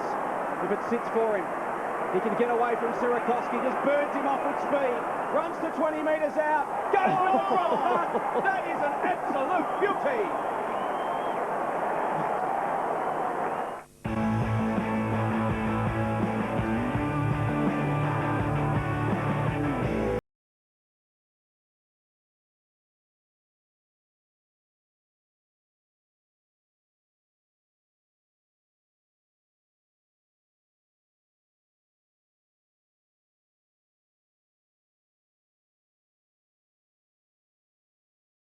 Wheels Car of the Year. Can't get enough of this. 4 goals to that young man and none better than that. Some beautiful swerve and he'd be happy to skip up. First goal took almost 16 minutes in this third quarter. That's bad news for the Eagles. Biglands has put a big body in these contests. Perry out hard. Tries to take on the tackler. Goodwin, Burns, Chick. Loose ball, Braun, been good, left foot, Skipworth. Back inside to the run-up, Tawney, didn't have to change stride, throws it on the boot. Carey, Jakovic, good spoil from the Eagle star. Wapunda, Jakovic, almost a drop kick, not good. Goodwin marks, can go short, Ronnie's camp inside 50. He goes to Carey, Carey drops the mark. Eagles mop up. Got to make him pay on the rebound. McDougall took on the tackler. He goes to ground. McGregor under pressure. They dive in on top of him. And Wayne Carey, well, he won't be happy with that. He's got his head bowed, hands on hips, further back up the ground. He realises that possibly would have been an opportunity. John Worsfold, Peter Sumich. It's been some time since the Eagles kicked a goal. They haven't kicked one in this quarter. Tyson Edwards tight on the boundary line, back towards the 50. Perry, they leave it behind him. Burns had a man out wide, loops it over the top to Shirley. Shirley from 35 needs a kind bounce and bend. Doesn't. Good stretch from Jones. Ball eludes all, goes through for a minor score. Crows attacking. They're relentless. They lead by 36 points, 11-10-76. West Coast to 6-4-40. What brilliant vision from Ronnie Burns there in traffic. Had a look around him before he went in to win the football, Dean, and knew exactly what to do with it when he found it. Yeah, Kerry was holding Jakovic off up forward for him and just got the ball out nicely, Ronnie Burns. Clever play. Rapunda up the middle. Finds Reed. Wearing the number made famous by his current coach, John Worsfold. Crows by 6 goals as we approach time on in the third term. Reed goes looking for and finding Sirakovsky. He's got a man on over the top. It's Braun. And another. Jones. Chambers. He takes it. Goes to Hunter. Tyson Edwards. Nigel Smart. Ken McGregor. Right across that half-back line today. You can throw Nathan Bassett in there as well, Dean. Just play the percentages so well. Yeah, they've been rock solid there for Adelaide today, and they've also given them a lot of drive from back there through the midfield as well. So important play from Adelaide. Biglands tried to palm it down to the run of Bickley. Some heavy traffic to get through. Just watch the bounce down this one here, Jason. Just they look so structured, Adelaide. They have their plans and they run them every time. Whether Biglands will know pretty well before the ball bounces who he's going to hit the ball to. There's blocks on. So they're running it very, very well. They're very well drilled in the ruck division. The best in the competition at ball up clearances. West Coast are ranked 12th, and it's shown this afternoon. Stoppages, Adelaide, as you say, just orchestrate a clear breakaway. Certainly West Coast have got hands on the football plenty of times, but just haven't been able to break the space the same way the Adelaide Crows have. Yeah, no, they've been tremendous so far, and West Coast just seem to be second to the ball at most of the contests. You see Stegline there with the job on Cousins. He's following him around closely, but the other Adelaide players really do get in front. Nigel Smart playing a kick behind the play, standing about 20 metres in front of Troy Wilson there. The ball goes back to the boundary line. Very much been played on Adelaide's tempo this afternoon. It's been a scrap when they want to scrap, and then they've been able to burst clear on a number of occasions and slam on some quick goals. At the moment, they lead by 6 goals. McLeod in over the top of Reed. So 12 possessions, Andrew McLeod. Rasciuto leads the game with 19. Johncock and Smart, 14 apiece. Carey's had 13, Bickley 12, McLeod 12. So we're talking about experienced players at the top of the order for Adelaide. They're getting great value from their veterans. Kerr with 18 for West Coast. Braun and Chambers 15 apiece. And here's another veteran, Bickley. We'll go looking for Carey. Dual premiership captain to dual premiership captain. Kerr under pressure from Skipworth. The swinging arm seemed to take him high. Deliberate. It's paid deliberate. And the ball will come back for Skipworth. So a chance for the Crows here. Skipworth will be brought round on the angle. That's what he's got in front of him. There's Carey leading to the pocket, demanding the football. He'll double back. The lead now comes from the goal square. It was well timed from Perry. Couldn't quite hang on. And now West Coast to manufacture off half-back. Hunter to Chambers, in trouble. Skipworth and managed to get it away. Reed thumps it forward. And the ball's on the wing. McDougall tried to sock it to Staker. They pile in on top. Free kick, good one in the back. Put his body on the line. Adelaide got a free man here out in the wing. Edwards. The Eagles have not kicked a goal since Phil Matera, the 20-minute mark of the second quarter. Hunter's been okay on Perry. I think probably he's taken the honours in that contest. Yeah, I think he's been West Coast best backman today by a fair way. Crowd still not happy. Margin 6 goals. You can ill afford to drop another goal here. 7 goals against Adelaide. The game's as good as gone, if not already. But the Crows, they just want to keep on attacking. Inside 50, Colliker back on the ground. Backhanded swat. It comes to Burton. John Cox lurking. Cousins close by. Cousins, will he get the boundary line? Just sitting on the line, not over the line. Eventually, it's gone over and we'll have a throw in. It nearly turned into another Adelaide goal then. Carey tried to tap the ball over the top and Adelaide players were running onto it but couldn't quite get the right bounce. 2 kicks and 10 handballs for Ben Cousins. Biglan's and Sierakowski. Biglan's front spot. Judd out of one tackle. Jones forced along the boundary line. We'll have another throw in. 2.5 minutes remaining. The Crows got the only goal of the term through Graham Johncock, his 4th at the 16-minute mark. Whenever these throw-ins come about, Tim, Adelaide players are always on the move. You watch this, when the ruck goes up, there will be an Adelaide player running through or on the move. Play there from Judd that time, but they're just moving with the ball so well. Bickley, one-on-one with Kerr. Can open the door for Goodwin. He's taken down in a tackle by Braun. Still alive for Adelaide inside 50. Burton attacks it. Got a friendly bounce. Good tackle. Spilt to Biglan's. Flying snap at goal. He's touched off the boot. And a behind to the Crows. Dubious disposal, I would imagine, from that man with the Biglan's. That's definitely a throw. 37 points the margin. 23 minutes gone in the third term. Rapunda with the kick in. And even from full-back this afternoon, they haven't been able to get any fluency or drive. Rapunda right to the line, and that is out on the full. Skipworth, no one on the mark, he can play on. Runs to 50, chips to the top of the goal square. Numbers there for Adelaide, and it will not get any easier than that. The wheels falling off down back for the West Coast Eagles at the moment. And Wayne Carey will go back from point-blank range as a bemused John Worsfold looks on. Yeah, just a quick turnover. Carey sitting by himself in the square there, but an ordinary kick out there from David Rapunda. And it was his man, Carey's man, Jakovic, who tried to keep it inside the boundary. So as soon as it went over, Jacko was off like a flash because he knew Carey was 45 metres away, but he could not get back to him, and no one else had the presence of mind to go and man him up. It was too late. So Carey has kicked 2. Converts from directly in front. The Kings got 3.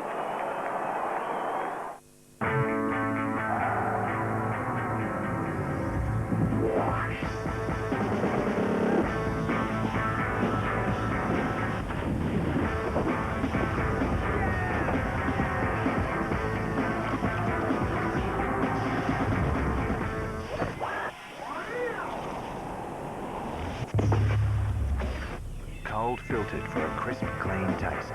Nothing's as fresh as a coldie. Got to find something, the Eagles. They trail now by 43 points. Barely a minute to play. Sierakowski, one shining light. Chambers, maybe the second shining light. On a bleak day. Wilson, that's what he's out there for. Put a body on a man, and he did on Tyson Edwards. Slow to get up behind play is Braun. Now Edwards hand pass down the line. It's pretty deliberate to me. Let's go to Lockie Reed, boundary side. Well, Tim, Mark Rassuto's looking a little bit toey on the boundary line here. He came off very early in this third quarter, had a couple of Panadol, and looks like he's got a bit of a headache, but he really desperately wants to get back on the ground. He was trying to get back on then, and they've told him to wait until the 4th term. Lucky call for the Adelaide Crows there. Tyson Edwards. Been a few cases of that this year where blokes have just worked it up the boundary line with the boot. Ball's travelled 40 or 50 metres, and that handball went 5 and went over the line. So, got away with it. Biglan's over the top. Munro, the give to Chambers. Off a step. Possession 18. Phil Matera a long way down. Looks up. Haynes on the lead. 2-on-1. Ball goes to ground. Smart. Transition football. Stengline's run on down the ground. The Crows, we're coming down to 20 seconds to go. Can they get a handle on it? Stengline got a problem. Strong tackle on him by Haynes. Smart. Good tackle on him by Rapunda. Back to Haynes. Good second effort. Braun. Last roll of the dice for the Eagles. Wilson marks it 15 metres out. Bassett's going off his banana. He thinks he was pushed in the back. An emotional character. And Troy Wilson. It's been a while.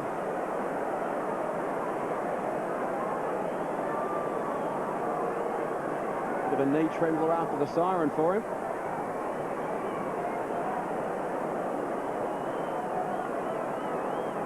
Be like kicking a brick from 20. He's hit the post. That tells a bleak story. Just had the vibe, didn't it? It was going to be a tougher kick mentally. And sure enough, he tugged it into the post. At three-quarter time, it's the Adelaide Crows in control. They lead by 42 points.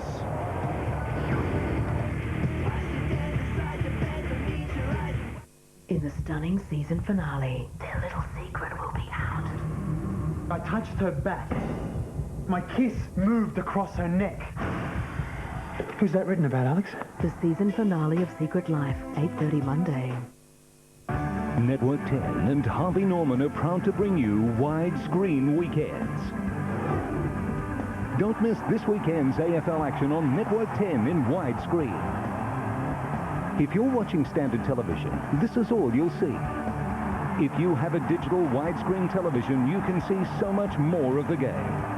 See your Harvey Norman store for details about widescreen weekends. More action, more AFL, more excitement. When we first spoke on the phone, she was warm, friendly, she laughed at my jokes. It was a beautiful thing. We got along like a house on fire until... Until what? Until the house caught on fire. And I rang her to make an insurance claim. Hello, trust? Whatever happened to trust? Trust, trust, trust. Always look on the bright side. Result might turn around for us. Delivery into the forward line, pretty poor today. Hasn't been special, and it's probably been to their game plan, and their pressure has really forced our players into error. Beautiful. Thanks for joining us.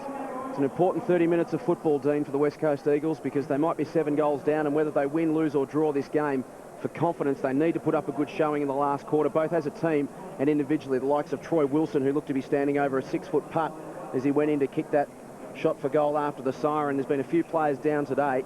They need to get that belief back for next week. Yeah, there's at least a half a dozen players out there that are probably playing for their future, and they need to make something of this last quarter. And Tony McHale hit the nail on the head. The delivery into the forward line this afternoon for West Coast has been really quite dismal with the conditions that we have out there that really should be going in a lot better than what it has. Clangers by foot this afternoon. Direct turnovers 11-2 against the West Coast Eagles. As we start the final term, it's a 42-point break to the visitors. Clark came over the top. It spills to Cousins. Wants to lift his team by leading from the front. Goes inside 50. Chance for Haynes on the bounce. Brushes off a tackler. Gets around 2 or 3. Draws some traffic. Handball to Kerr. Put him under pressure. Here's a chance for Jones. He's swamped as well. Back to Haynes. Twisting and turning, looking for some space. Judd assaulted and harassed by Shirley. Ball up, 55 out from the West Coast goal. Just can't get that breaking of the shackles to get some fluency. They just need to get the ball forward rather than handballing. They're just putting their teammates under pressure. They just need to kick the ball forward rather than handball it and get it out of the area. Adelaide been so disciplined in all facets of the game this afternoon. Third man up was McDougall, ineffective. Edwards tries to extract it and did so. But the umpire's whistle, Hayden Kennedy beat him on that occasion. Stengloin's having a fair day. He's only had the 4 disposals, but he's kept Cousins down to just 3 kicks and 10 handballs. Judd has to lift. Wilson out hard. Philomatera give back to Wilson. Good hands. Braun smothered down by Smart. Loose ball. Jones back to Braun. On the boundary line. Brilliant by Braun. That'll lift the West Coast Eagles. Michael Braun. Brilliant stuff. Hi, I'm Bob Thorne, Managing Director of Super Cheap Auto, and with Rocker Brothers on board, we'll bring you Australia's biggest range of quality auto parts, accessories, handyman items, tools and equipment. You'll get the lump or less. Yep, that's right, with savings like 5 litres of Castrol GTX engine oil, only $9.99, save $5. A rechargeable spotlight, only $9.99, save $15. And this hand trolley for just $19, save $17.99. Super Cheap Auto. Welcome to value. That goal from Michael Braun broke the run, 5 straight. goals uninterrupted for the Adelaide Crows. The Eagles need to approach this last quarter like they've got nothing to lose, just full on attack. Cousins across the body, finds Haynes. Promising start for the Eagles. Goes to 50 and finds Matera. Just outside 50. Went to give it everything. Came off the side of the boot. Might still work. Jones has got a couple to beat. Tawney there. Jones got hands on the ball. Flipped it out. Under pressure is Chambers. He's wrapped up. Rashudo with poise. It's up with Goodwin. He goes out towards John Cock. He and Collicker spill over the line. Need to just forget the scoreboard, Dean, and go out and play attacking football, the West Coast Eagles, and that's the way to get the confidence back. Yeah, and they've done that the first couple of minutes, and all of a sudden things can turn around. But West Coast, when they push it in quickly like they have then, kept the forward line open. They look very good. It gives that man a stretch. Special comments from the front row. Mark Rashudo wrapped up by Cox. And we'll do it all again, which gives that man another opportunity to get a good 25 or 30 seconds worth more in. He'll load up again. I hope he's got some more material. Couple of deep breaths. There he is. He's still going. There's lucky there's no one sitting in front of him. Great work, and he's got the Fraser Gehrig mullet going as well. Here's Tyson Edwards. Handball. Biglands links up with McLeod. Just lopes away. Glides across the turf. Goes inside 50 to Carey. Jakovic. Fist to the line. Much to the delight of the fans here at Subiaco. The ball's 120 metres away, but he's still lining up, having a crack. Paid his money. 6 goals the margin. 4 minutes gone, final term. McDougall over the top. Shark by Shirley. John Cock lays it across his boot. The wrong way on this occasion. It's gone out of bounds on the full. He's kicked 4 goals too, Graham John Cock. But won't add to that. 36 points the margin. Jakovic has it in the back pocket. Kicks down the line. He set Chick a task. Perry. The line.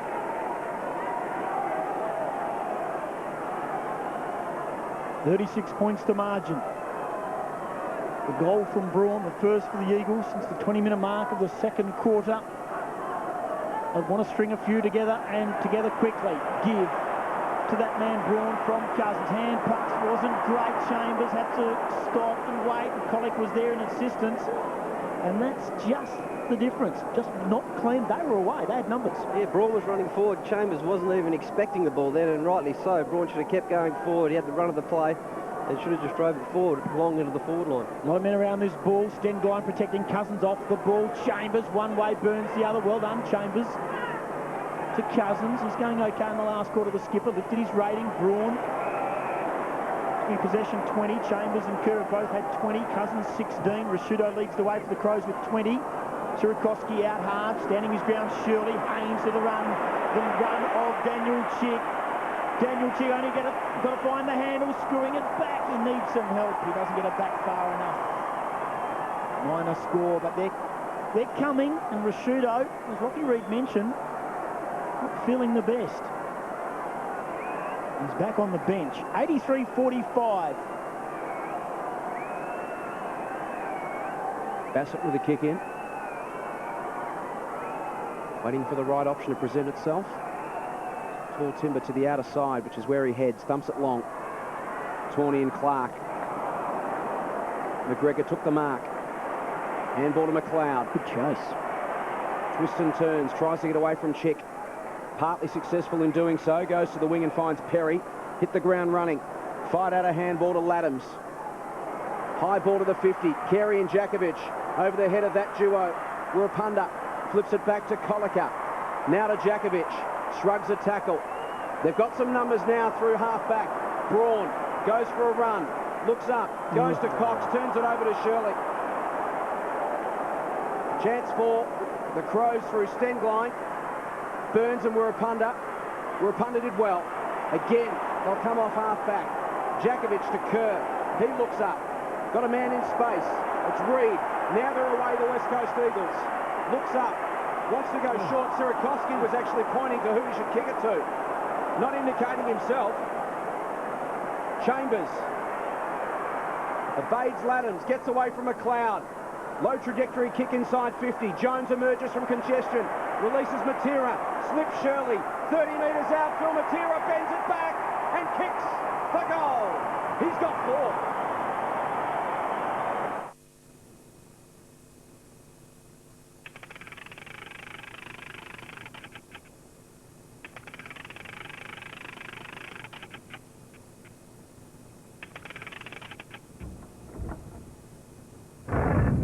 Get ready for your chance to unlock the vault at Sky City Adelaide. Join Sky City's action program in August or use your card for your chance to win a share in 30 grand cash.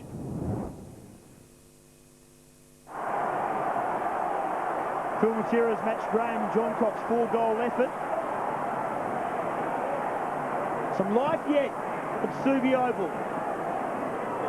Next one from the Eagles, and there will be more than just life. There'll be plenty in the game as Laddams kicks down towards Perry and Hunter. Jakovic,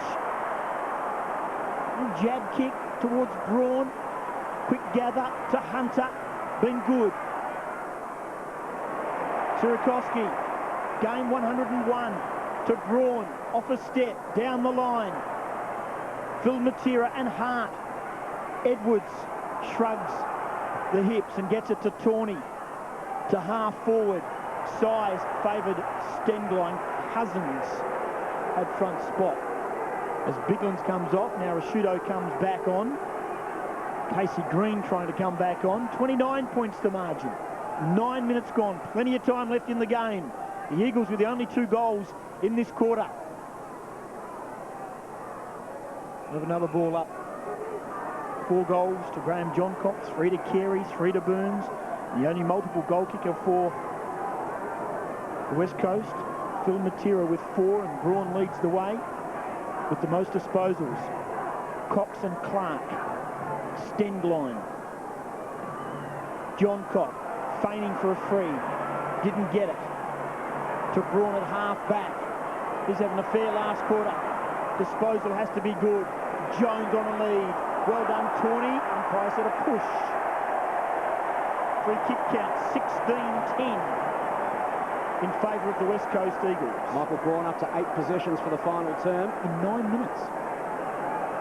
West Coast just starting to win more contested ball in this last term, Dean. That's where they've been struggling for most of the game. Really working well around the stoppages at the moment and getting the ball quickly out of there. Just emerging from the 50-50s more often this term. Jones thumps it inside 50. Hart in best position. Goes up and takes the mark.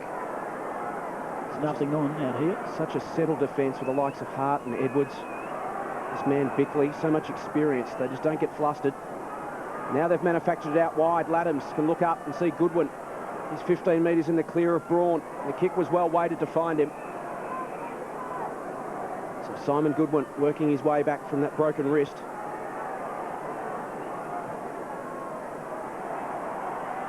Goes to half forward. Bassett snuck down. And Mark's right at 50. Needs to get it in high and long. They'll contest near the top of the goal square. Tawney comes across. We're a punter from the side. Brought it to ground. Chick to tidy up. Now can West Coast counter punch off half back. Haynes, what's he got? Gave it up. Rashudo gets it back from Burns. And from 50 can really make them pay. And he does. So much for the counter punch. They were left wide open and Rashudo landed the knockout blow. Hi, I'm Bob Thorne, Managing Director of Super Cheap Auto, and with Rocker Brothers on board, we'll bring you Australia's biggest range of quality auto parts, accessories, handyman items, tools and equipment. You'll get the Yep, that's right, with savings like 5 litres of Castrol GTX engine oil, only $9.99, save $5. A rechargeable spotlight, only $9.99, save $15. And this hand trolley for just $19, save $17.99. Super Cheap Auto. Welcome to value. David Wapunda receiving some treatment, left calf area. Rashudo's had a headache, but he's caused a bit of his own now with a goal that took the wind out of the sails of the Eagles. They looked okay, the Eagles. They were charging, they were getting plenty of the ball. Braun was instrumental. And that's a ripper crowd, mind you, perfect day for footy. Saturday afternoon footy here in the West. Stengline He's had 3 kicks in this quarter, which is one more than he had for the entire first 3 quarters. He's been on the ground from the start in a tagging role on Cousins. We'll have a ball up on centre wing. Ben Cousins, 5 kicks, 11 handballs. He's trying hard. There he is again. Away, left foot. Kicks a lot with the left foot. Out towards Jones, marks, Phil Matera. Left foot on the lead. McDougall got it.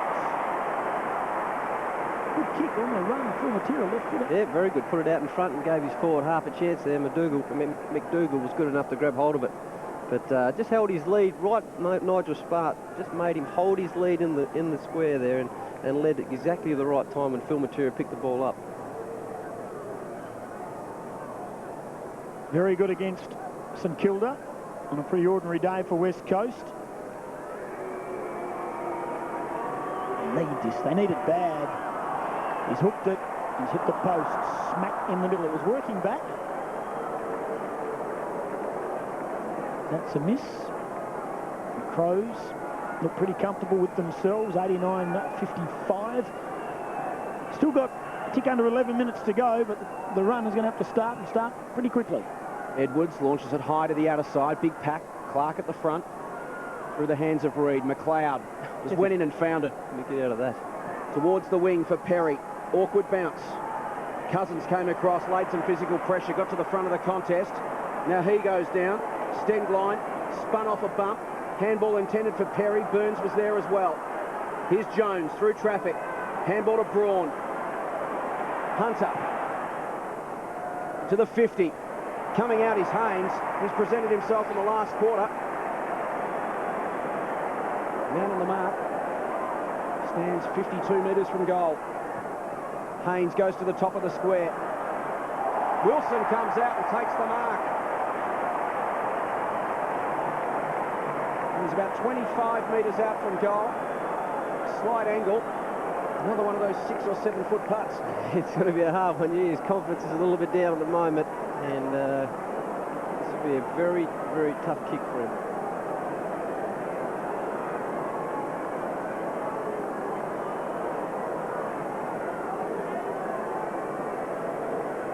Just his 5th game for the season.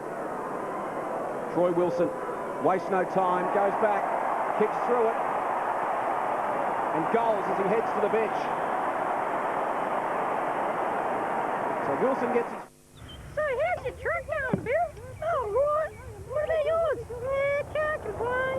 Hey, isn't that Jono? Hey, Jono, get over here, mate. So you've got a new Ford Courier Turbo Diesel. So how's it going? Bloody beautiful, mate. Oh, The new Ford Courier Turbo Diesel. It's got what the others are missing, including a free bull bar and air conditioning. oh, nice. 28 points to margin. The smallest margin it's been since late in the second quarter. Got to get a couple quickly.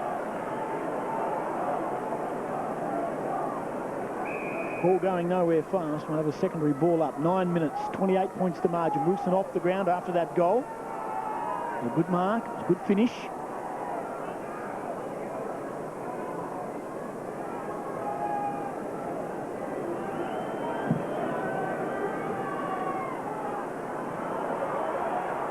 Selwood. Chambers, possession 22. Jones out. His eye off the ball. Bickley was coming the other way. Over the top from Bassett. John Cock over the line. Happy with that. Over throw in. Underneath the scoreboard. 89-61.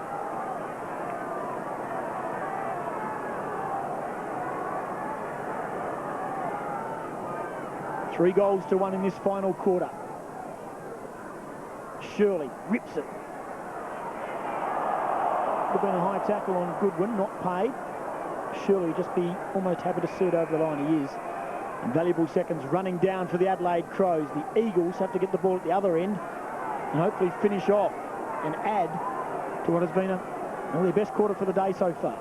3 goals to 1 in favour of West Coast in the final term. Possessions 56-33, so they have controlled the play. Bickley gets it to Goodwin. Goes to the 50, Perry in front. It's been a good battle with he and Hunter all day. into the shadows. Hunter on his knees. Still going, the two of them. It's a two-man war down there at the moment. Shirley inside the boundary line, twists and turns, back onto his right. Kicks to the top of the square. Carey and Jakovic, speaking of two-man wars, play on the call. Chance now for West Coast. Chambers. Carey looks to have injured his knee. Back to Jakovic. Twists around McLeod. Selwood. Jakovic from half back. Straight up the middle. Sirakovsky the target. Presents. Spills to the back. And here's Stenglein. Little chip kick finds Bickley on the wing. That's where those stitches work, and that running with the point post, that's his problem. So Bickley has it just back into the wing. Wayne Carey looks to have re-injured that knee. Whether or not he's just split a stitch or felt something go, we'll find out from Lockie Reed shortly. Here's Bassett. Straight up the middle, looking for Smart. He's picked off by Sirakovsky. West Coast need to go now. Matera's led hard inside 50. He's the only man in there. They need to get it in, play some direct football. Braun off his shin. Skipworth runs him down from behind. Cousins to Chambers, been everywhere. Handball, set up his teammate in green. It comes back now to Chambers. Goes inside 50. But after all the dilly-dallying, Adelaide have got back in numbers and pick it off as easy as you like. McGregor to Bassett and back to McGregor. Yeah, it doesn't look good, that wound in Wayne Carey's knee. It was always going to be the concern. Scarring. And a secondary wound. He knew straight away. He stayed on the deck and demanded help from the trainers and the doctors, and they got out quickly. His day's done with 3 goals. As Tawney has it. Been a wonderful pickup. Mismatch there. Ronnie Burns on Glenn Jakovic at the moment. Jakovic was happy to see it over. He did do very well. Let's go down. There's a bit going on by Wayne Carey's not there. Jacko said, well, we'll have a play with Ronnie. Let's go to Lockie Reed. Patching up Wayne Carey, of course, his stitches have come out. A little bit of blood running down the knee as he came off the ground. He actually didn't look too concerned because he was saying to the doctors as they ran out, I'm okay, but probably a precaution. Get him off the ground, fix him up, and hopefully get him back on. Great hands from Selwood down the line and through traffic to Reed. Unfortunately, the Eagles can't get away with the ball up. 28 points the margin. This is the incident. It's got taping on it there, you would imagine. Strong contact, it's a hard surface. He's receiving treatment.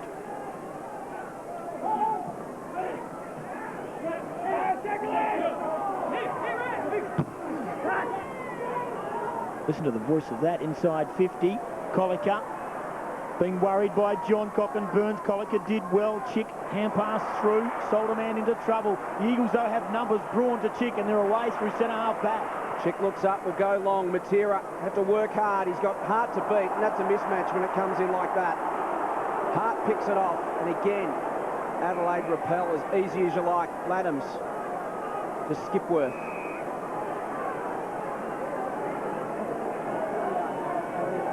So Skipworth, 7 possession coming up.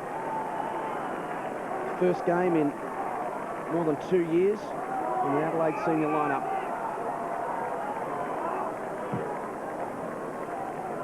High towards half forward. Bigland's across the side. Great grab. Timed his leap perfectly. Just drifted across the front of the contest. Beautiful mark. He's 70 metres from goal. Spots a lead now. Burton working to the pocket. The kick will sit on top of his head. That suits Rasciuto. West Coast thump it to the line. Wayne Carey on the bench. Not too concerned. 4 1/4 minutes remaining. His side leads by 28 points. He's had a good day. Sirakovsky. Biglands. Third man up was McDougall. Chick wrapped up by Rasciuto. And another stoppage. Braun up to 26 possessions. Rasciuto leads the way for Adelaide. He's had 21. Spent much of the second half on the bench after copping a bit of a knock. Here he is again. Cue Mark Rasciuto from the boundary line. Screws it back. Great fist from Jones. That was all but on the chest of Brett Burton as Chris Judd comes to the boundary line. the 13 touches for him today.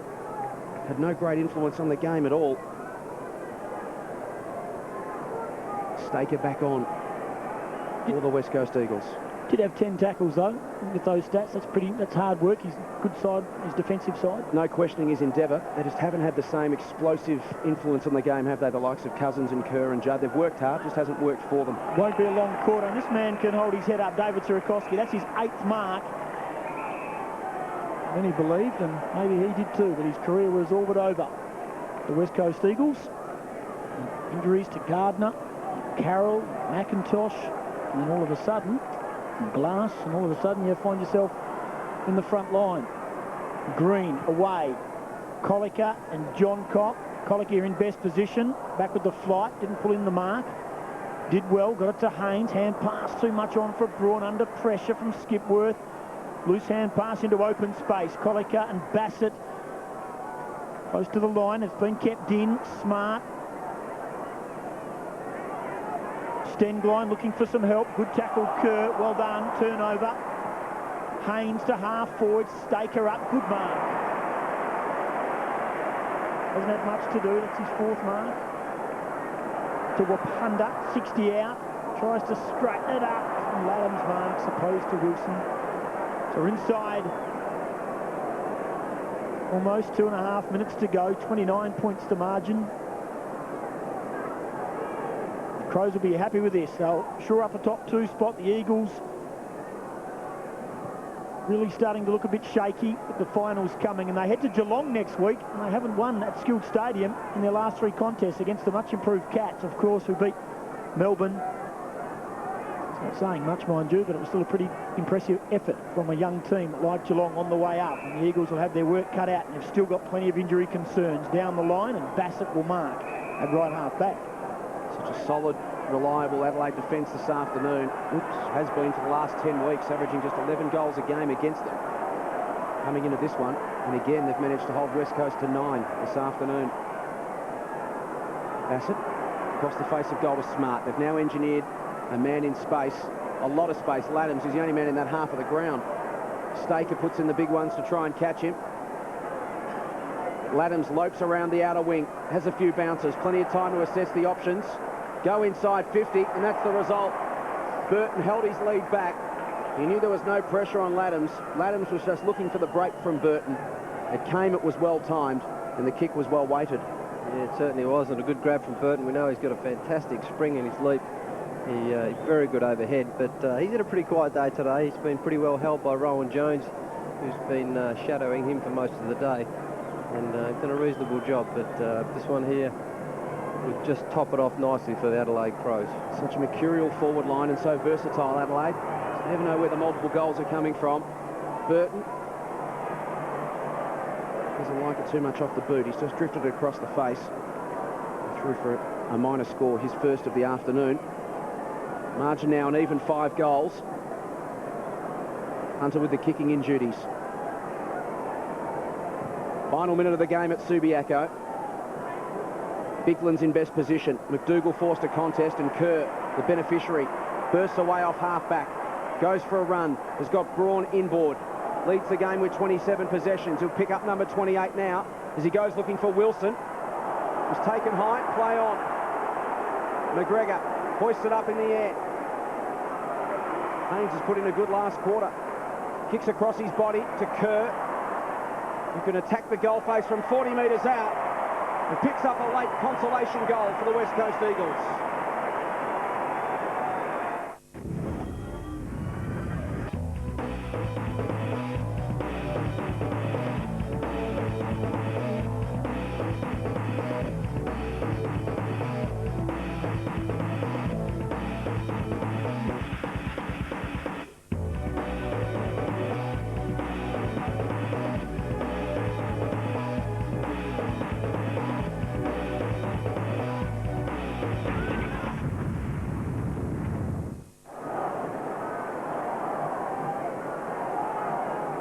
Closing seconds.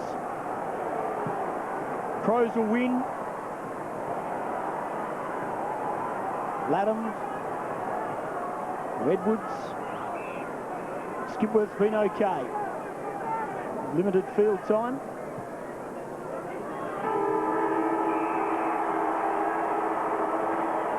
The Crows have found a cure for the House of Pain.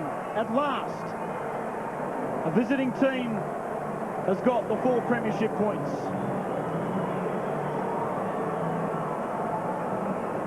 There's Wayne Carey and Glenn Jakovich on centre wing.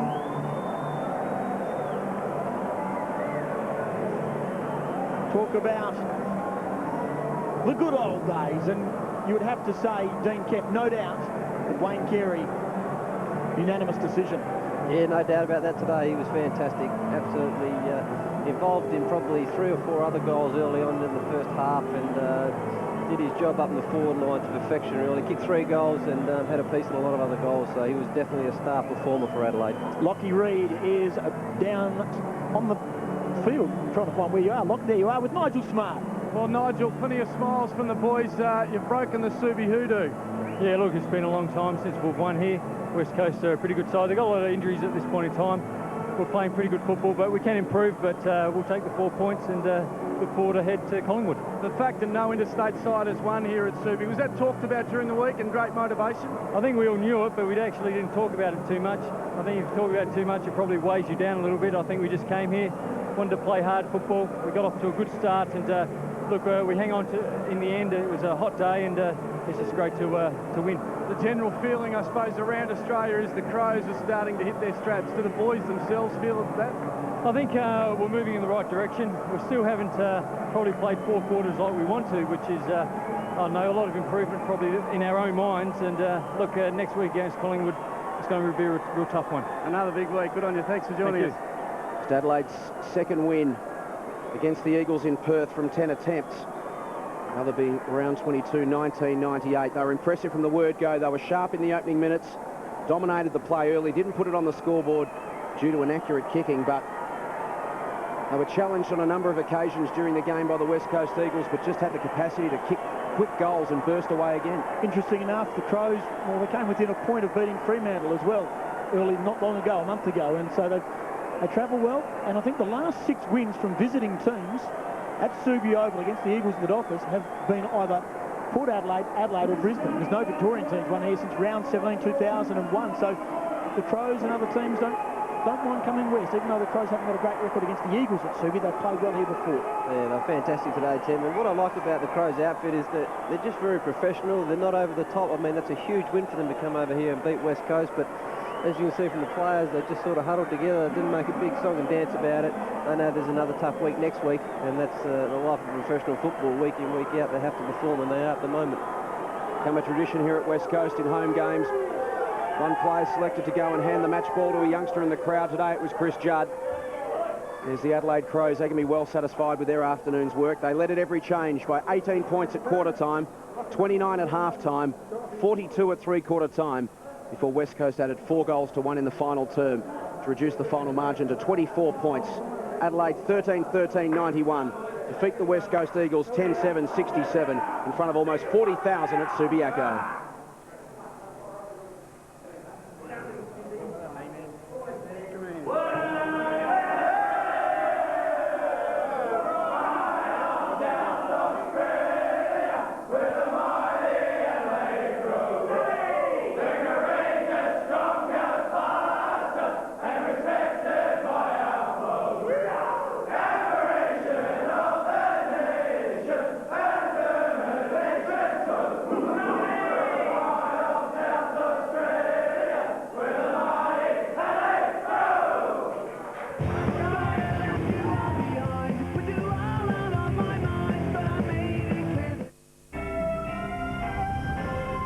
Coming up on 10 News, a court-martial dismisses charges of kicking a corpse against an Australian SAS soldier after New Zealand witnesses refused to testify.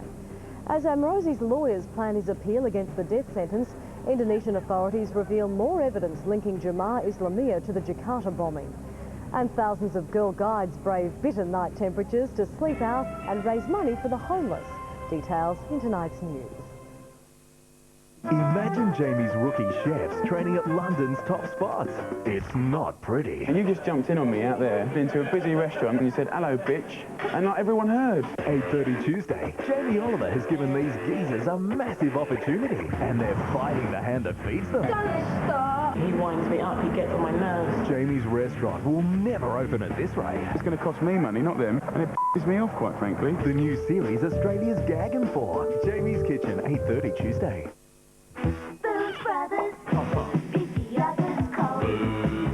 Save nearly $30 on the Hardy's Hot Value 6-pack, including Tintara Sellers Cabernet, Stepping Stone Coonawarra Cabernet and Leasing and Bastion Shiraz Cab with a bonus Hardy's Padthaway Cabernet, all for $65.99. Grab a carton of Cascade Premium Light, only $24.99. Or pick up a bottle of Jack Daniels for $34.99.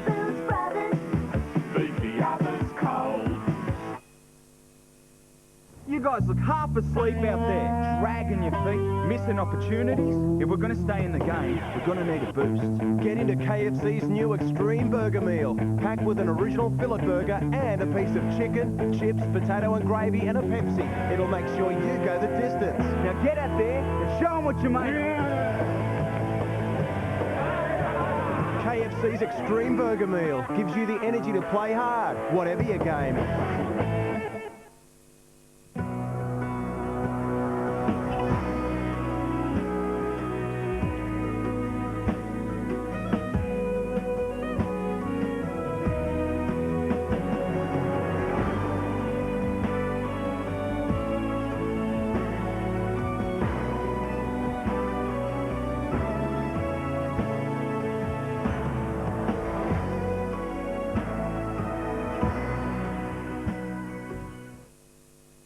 He didn't. He did not. Oh no, that's awful. Where?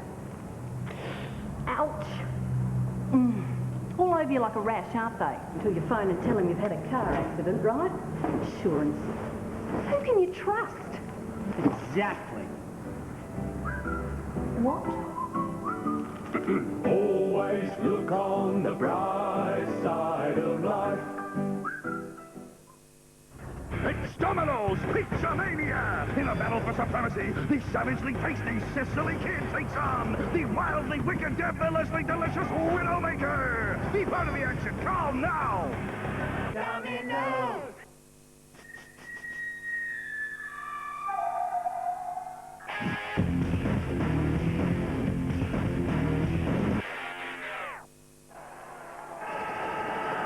You're watching the Ford fifth quarter.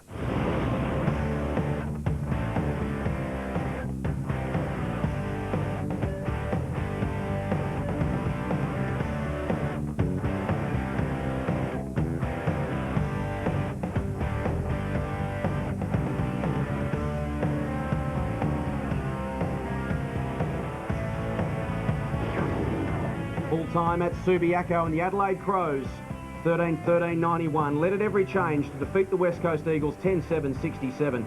Final margin 24 points. They got away to a good start, played solid football right throughout.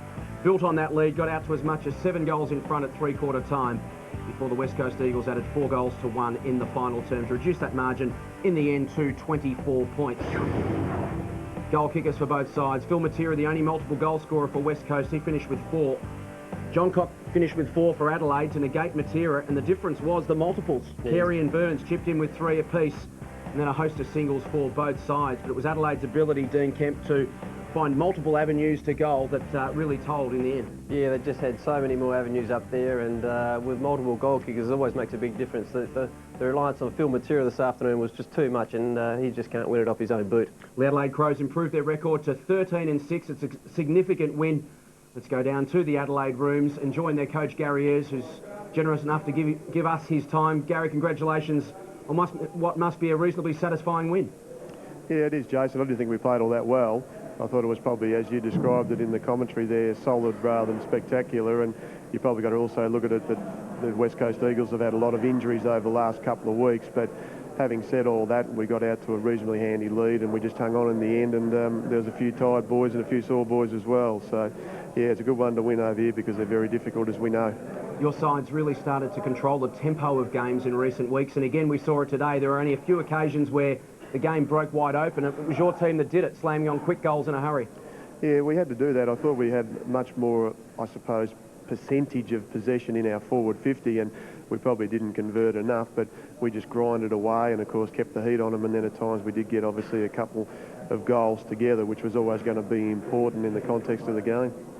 Gary, Dean Kemp, congratulations, mate. An excellent effort this afternoon. The ruck division, they just look so sharp. You must have done a lot of work this week and have them very well drilled. They look disciplined at every bounce down and stoppage. They really were positioned well and had that advantage this afternoon. Yeah, we work pretty hard, Dean, on our stoppages because we believe it's a set play that you can get a fair bit out of. But I was probably a little bit dark on the two of them in that we gave away a lot of free kicks, and maybe they didn't seem to be much in obviously the situation, but they just proved costly sometimes, and West Coast were able to take the ball away and get some easy goals. And when you try to obviously keep the heat on in the opposition, you don't want to give away silly free kicks at the stoppages. But both Clarkey and also too Rhett Biglands give us a lot of strength in that particular area, and then our structure and setup with the experience of Bickley and Rashudo and McLeod, and you're getting Goodwin back into the fray. We hopefully can keep building on that and get better at what we obviously do reasonably well. Gary, defensive structure, so much experience, so much poise down back. It hasn't got a lot of credit this year, really, but you've only conceded 100 points twice in 19 weeks of football. It's an astonishing effort. And again today, we just saw it so settled and there's no panic or no fluster down there. No, but you might want to ask Nathan Bassett about a couple of his kicks coming out of defence. But I think what happens is that you can keep that back 6 or 8 over the course of the year together. It gives you a fair bit of stability and confidence because you know how each other plays, and that's probably an area where we've been able to keep it pretty rock solid, whereas in the midfield and forward is where we've sort of got some players injured who haven't been able to play as much footy as we would like. But it certainly generates a lot of rebound and offensive run, and if we can use the ball well, it certainly puts a lot more pressure back on the opposition forwards to chase. You're an experienced finals campaigner as a player and a coach. You've got a reasonably tough 3 weeks ahead, Collingwood, the Kangaroos and Port Adelaide, but one positive of that is that your side will hit September match hardened. Yeah, we believe that, and obviously if you're going to play well and be a side that improves, you're going to have these hard games, and we certainly feel if we can keep playing to our potential, it should give us some sort of confidence as a group when we get to finals time, because we will be match hardened and we will have played a lot of hard footy up until that point. So we see that as a huge challenge, but we also see it as a positive as well. Well, congratulations, Gary. The Adelaide Crows record now to 13-6, and another challenge next week, the Magpies. Gary Ayres joining us down in the winner's room. So the Adelaide Crows break the Subiaco hoodoo. In the end, they are victorious by 24 points, 13-13-91. West Coast 10-7-67. Back with more after this.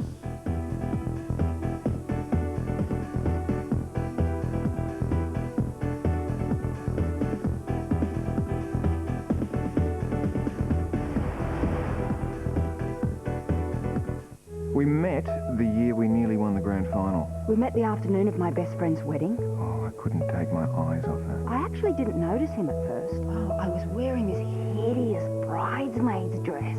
I thought she was the most beautiful thing I had ever seen. You are such a liar. I'm not. You are. You don't know the whole story till you hear both sides. Crushburn, the Australian drama, soon on 10.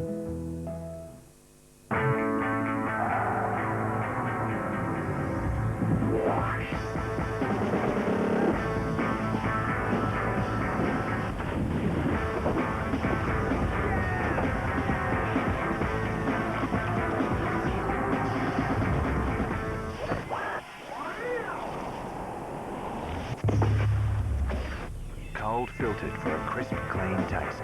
Nothing's as fresh as a coldie. Nominations are open for Australia's most high-profile awards. Senior And Young Australian of the Year. Local Hero and Australian of the Year. But these awards can't happen without one very important person. You. If someone makes you proud And makes your Australia a better place, simply pick up the phone, visit the website Or the Commonwealth Bank. and nominate them. Yeah, it's that easy. It's up to you to nominate an Australian who makes you proud. If you take on this mountain, you're dead. They got 22 hours, if they're lucky. I won't let my sister die. For the first time, the action thriller not for the faint-hearted. 8:30 Sunday on 10. The No Limit. When you idolize someone, all you want to do is make beautiful music. That's Maggie's mixtape. And Maggie must have gotten... All new Simpsons following Australian Idol Monday.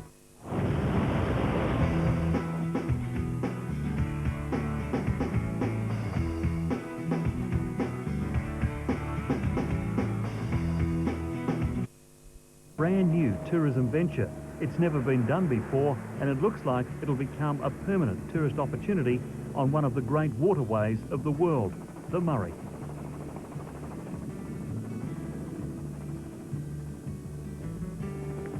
The trip starts at Wellington, just the other side of Lake Alexandrina. Ahead, a 5-day, 4-night voyage of discovery, with lunch, dinner and accommodation, and a host of interesting tours and attractions along the way. You'll be travelling in style aboard the Spirit of the Coorong, a comfortable and very capable craft, and skippered by old man River himself, Jock Veenstra, who has plied the mighty Murray in a variety of craft. Because it hasn't really been done before. Well, we've, our companies before, we did, the Murray River Queen, the Murray Explorer and the Murray Princess, but to my knowledge, nobody's ever done like 5 days, 560 kilometres and the whole stretch of the river in South Australia. The Spirit of the Coorong is a superb craft, modern, safe, well-appointed, and naturally carries all the safety gear and necessary comforts for what's being billed as the Great Murray River Run. Jock says the idea came along as the water levels dropped at his end of the river near Goolwa. Well, Spirit of the Coorongs, we had 2 of them down at Goolwa running into the Coorong National Park, and with the bad publicity about the Murray and about the closure of the Murray Mouth and the dredging, there's been an impact on our business. There's been a perception that we're not running, which we are. So really, we had one spare boat. So Michael, my son, said, well, why don't we do a run up the river? So it sort of grew from there.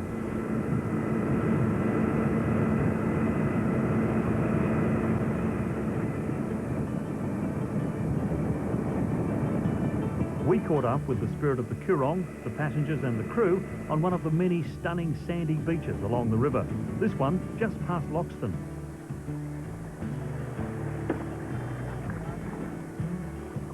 Clearly, they were thoroughly enjoying the cruise of a lifetime. What are the passengers on board saying so far? They're pretty knocked out with what they're seeing? Yeah, a lot of the people have been on the Murray before. A lot of them are hired houseboats and been on the Princess, been on the Proud Mary, and but this is the first chance that they've had to do that whole stretch. So quite a few of them are experienced river travellers, and some have never been on the river before, but they're really enjoying it. This is the best trip I've ever had. Really? And it is, yeah. I've done 10 trips on different times, but this is beautiful. When we first saw it, I thought, well, we couldn't book quick enough. Yeah. It's a wonderful way to see the river. Has it been what you thought it would be? And more, and more. We're getting into a lot of little back spots that we probably wouldn't have been able to get into in a larger craft. So, yes, I think we've seen a lot more than we anticipated we would see.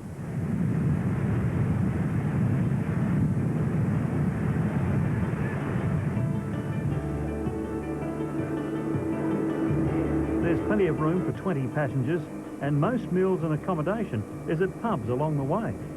First lunch was at the Pretoria at Mannum, good pub there. Great hotel. And then staying at Swan Reach Hotel.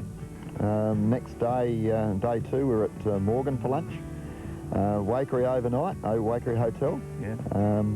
Third day, we stopped at the Overland Corner pub. I think you've been there before. That's a beauty too. Yeah, and then into Loxton. Today we'll be doing Berry for lunch, and then staying at the Renmark Hotel tonight, and then up to the border on Friday. Passengers are then bussed back to the starting point, while another group jump aboard for the trip back down the Murray.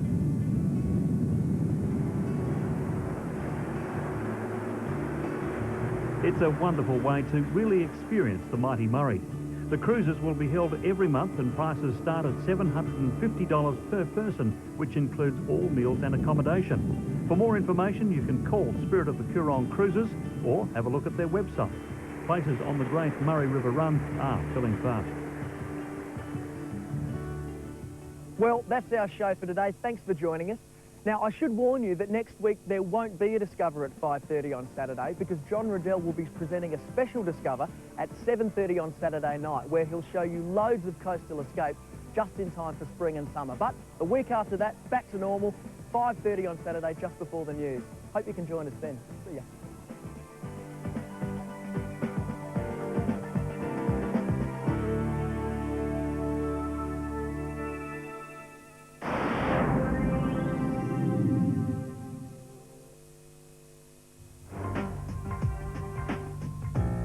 This program, proudly brought to you by UltraTune.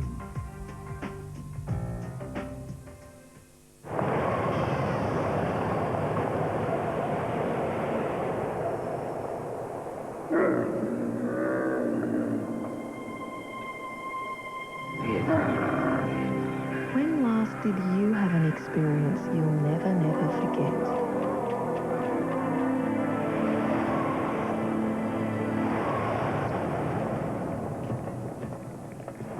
Call 134383 for more details. They're a shade under 20,000. Yes, all new Mazda 323 shades, now packed with extra features like 15-inch alloys, a cool new sports interior and more for only $19,990. That's a shade under 20,000. See the great guys now at Australian Motors Mazda, Wayville and Edwardstown. 6 or 7 weeks ago, the Statesman started to develop this persistent whistle. Drove my wife Susie absolutely insane. We didn't know what it was. So we took it down to the guys at our nearest UltraTune. They discovered the source in seconds, fixed the Statesman on the spot. Did a sensational job too. Susie and I haven't heard a single whistle since.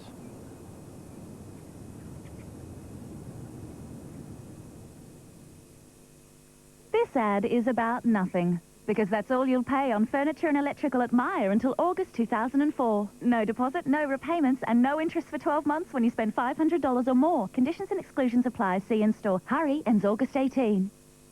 On Today Tonight, another Adelaide injustice.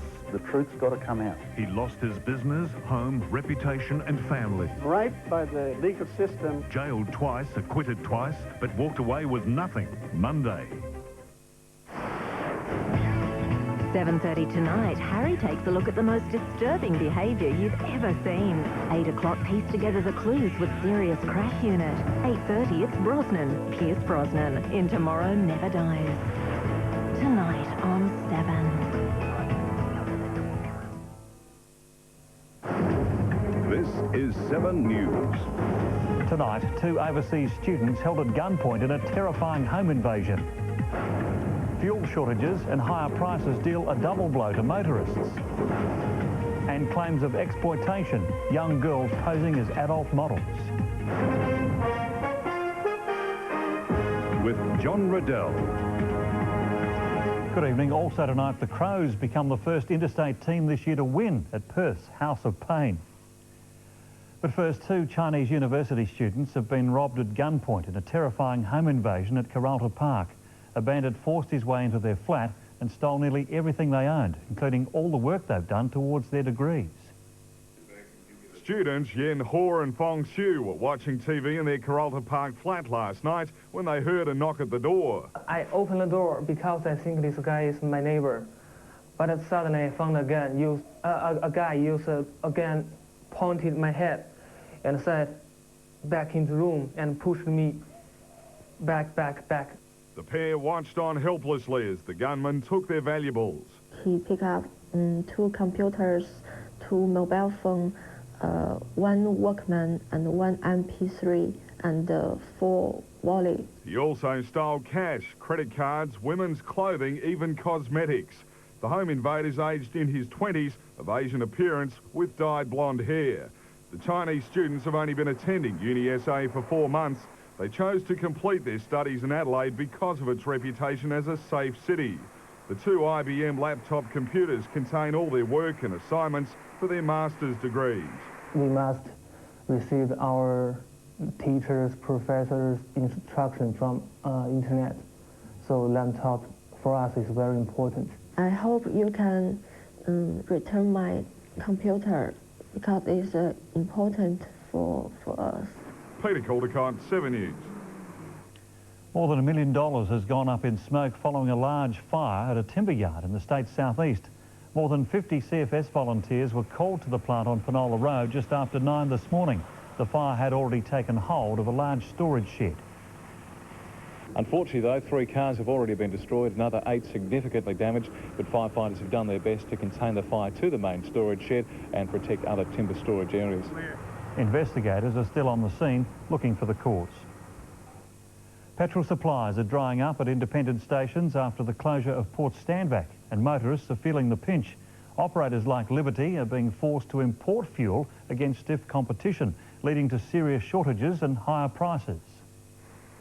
The shortage has depleted the stocks of one independent chain so much it's been forced to put up the sold out signs in more than 20 of its outlets across the state. Well, at the moment, 80% of our sites this week and last week alone have been out of one product or another. With 30% of its supply gone since the closure of Port Stanvac last month, Liberty says independent chains are in danger of being forced out of the local market. Without Port Stanvac, all the state's fuel is imported from interstate and overseas, with major players dominating supplier stocks. To combat this, the independent chain is in talks with the state government about reopening part of the refinery for storage. We need a storage facility here in Adelaide, along with every other independent, so it means that we can keep our chain running 100% as they should be. According to the Motor Traders Association, the shortage will again force up the price of petrol. It's another blow to motorists who are already paying over 97 cents a litre due to high oil prices. I think Adelaide will start to see higher prices. We have specific fuel standards here that are more costly to produce. Lee Jelisek, 7 News. A man arrested over a string of hair salon robberies has been charged with another 4 offences. The man was detained yesterday, just hours after salons in Brighton and Kernelite Gardens were held up at knife point. Today, police accused him of robbing 4 more businesses, including the Barbed Wire clothing shop last Friday, a Just Kids clothing shop, a Pizza Haven and a Go Low store. He's been refused bail and will appear in court on Monday. And Stirling police have been inundated with callers hoping to reclaim stolen property. More than 500 items valued at hundreds of thousands of dollars were recovered in a raid on a clandestine drug lab last weekend. Householders who think they recognise their belongings can call the police station again tomorrow between 10 and 4 o'clock.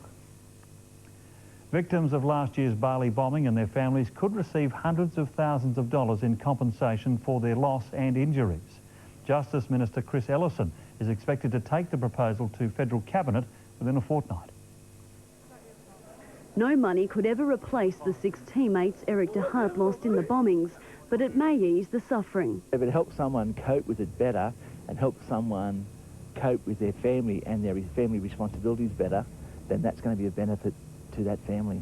Currently, no compensation scheme exists at federal level, and only South Australia offers relief to families of those killed or injured outside the state's borders. We need the federal government to bring in legislation that covers all persons throughout Australia. The federal government has been consulting victims' families about the proposal, which may include a lump sum payment.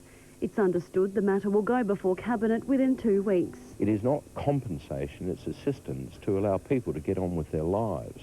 Let's never forget that the continuing consequences, both practical and financial, for those families and for surviving victims is huge. The Prime Minister's office won't confirm or deny the proposal, but a spokesman says the federal government is monitoring the needs of Bali victims and their families. And while convicted terrorist Amrozi prepares his appeal, Prime Minister Howard says the war against terror is far from over. This is a battle that will go on for many years. He's again flagged the possibility of a terrorist attack in Australia. I can give no guarantee that terrorism will not occur on the Australian mainland. In Canberra, Gemma Haynes, 7 News. The Premier's fired the next shot in his battle to stop the federal government building a nuclear waste dump near Woomera. Ultimately, I want to make sure that they don't set up this nuclear waste dump by stealth, that people in South Australia have a chance to vote on it at the next election. He's asked the federal court for a judicial review into the acquisition of land for the dump in defiance of the state's wishes. Mr Rand says the Commonwealth has breached the rules of natural justice. The legal proceedings could delay construction until at least early next year. And Speaker Peter Lewis realised his vision of people power today when 350 ordinary South Australians took over state parliament. The group was chosen at random for this weekend's Constitutional Convention on Parliamentary Reform. More than 350 people from around South Australia filed into the House and spent the day questioning the state of our state. I knew absolutely nothing about the process before I came. I was quite ignorant. Out of 1 to 10, I read about 5, I think. A panel of experts, along with Speaker Peter Lewis, responded to their questions, including concerns about the behaviour of politicians during question time. I've, since becoming Speaker, tried to make question time also answer time. I think Parliament is still run as it was in the 19th century, and it's about time that we brought it into the 21st century. Young and old were invited to discuss whether they'd support a citizen-initiated referendum. If 50% supported it, it would then, in my model, go straight to the Governor and become law. If more than 50% opposed it, that'd be the end of the matter for at least 4 years. The convention's delegates will meet again tomorrow, where a series of recommendations will be drawn up and tabled in state parliament next week. Hopefully we'll see some changes. Whether they're for the better or not, I guess will be determined over the weekend. Emma Cox, 7 News. Welfare groups are calling for changes to the law to prevent child models being depicted as sex objects. They're outraged that a Brisbane father's been able to sell pictures of his 8-year-old daughter through his own adult modelling agency. This is fashion model Morgan Featherstone. She passes as a teenager, but the Brisbane-based schoolgirl is just 8 years old. It certainly doesn't look 8 years old, so I'd say, hey, you know, what are you doing? You know, that's just not right. No, she's far too young. Make her look too old and she's capable of a lot of things going wrong for her. Morgan works regularly for her father's agency, Women Models, often cast in roles way beyond her years. I think they lose their childhood a little bit, maybe. So, yeah, it wouldn't be my choice for my daughter. They can do that in another 10 years when they want to do that. But Morgan's parents don't see the problem. Her father, Darryl Featherstone, says from the industry's point of view, no one cares how old they are, as long as they get the shot that sells the product. While there's no medical research to show what the long-term effects might be, doctors have also expressed their concerns over an 8-year-old modelling as an adult. In 10 years' time, she will be an adult. Why do you want her to act as an adult at this time? It's really a matter of morals, really, or standards, or community standards. And you don't dress an 8-year-old child up to look sexy. Peter Morris, 7 News. Still to come, Arnie Schwarzenegger's transition from movie giant to political heavyweight. Local police officers hot on the trail of a serial runaway. And Britain's hot spell, one man's attempt to take the heat out of the argument. Tonight, no one does it better. How is he doing? His job. Harder, faster and smoother. Was it something I said? Brosnan in Tomorrow Never Dies. Get him out of there now. Then, Tri-Nations Rugby. Hi, I'm Bob Thorne, Managing Director of Super Cheap Auto, and with Rocker Brothers on board, we'll bring you Australia's biggest range of quality auto parts, accessories, handyman items, tools and equipment.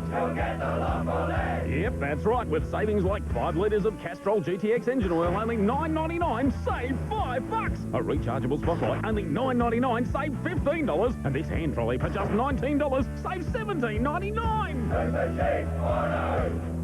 Welcome to value. Over 500,000 sales in Australia. Winner of 8 Grammy Awards. Nora Jones. Come Away With Me. The must-have album of the year. So long, mate. You've been bloody good to me. But it's time to move on. The only thing better than an old Holden 1-tonner is the new Holden 1-tonner.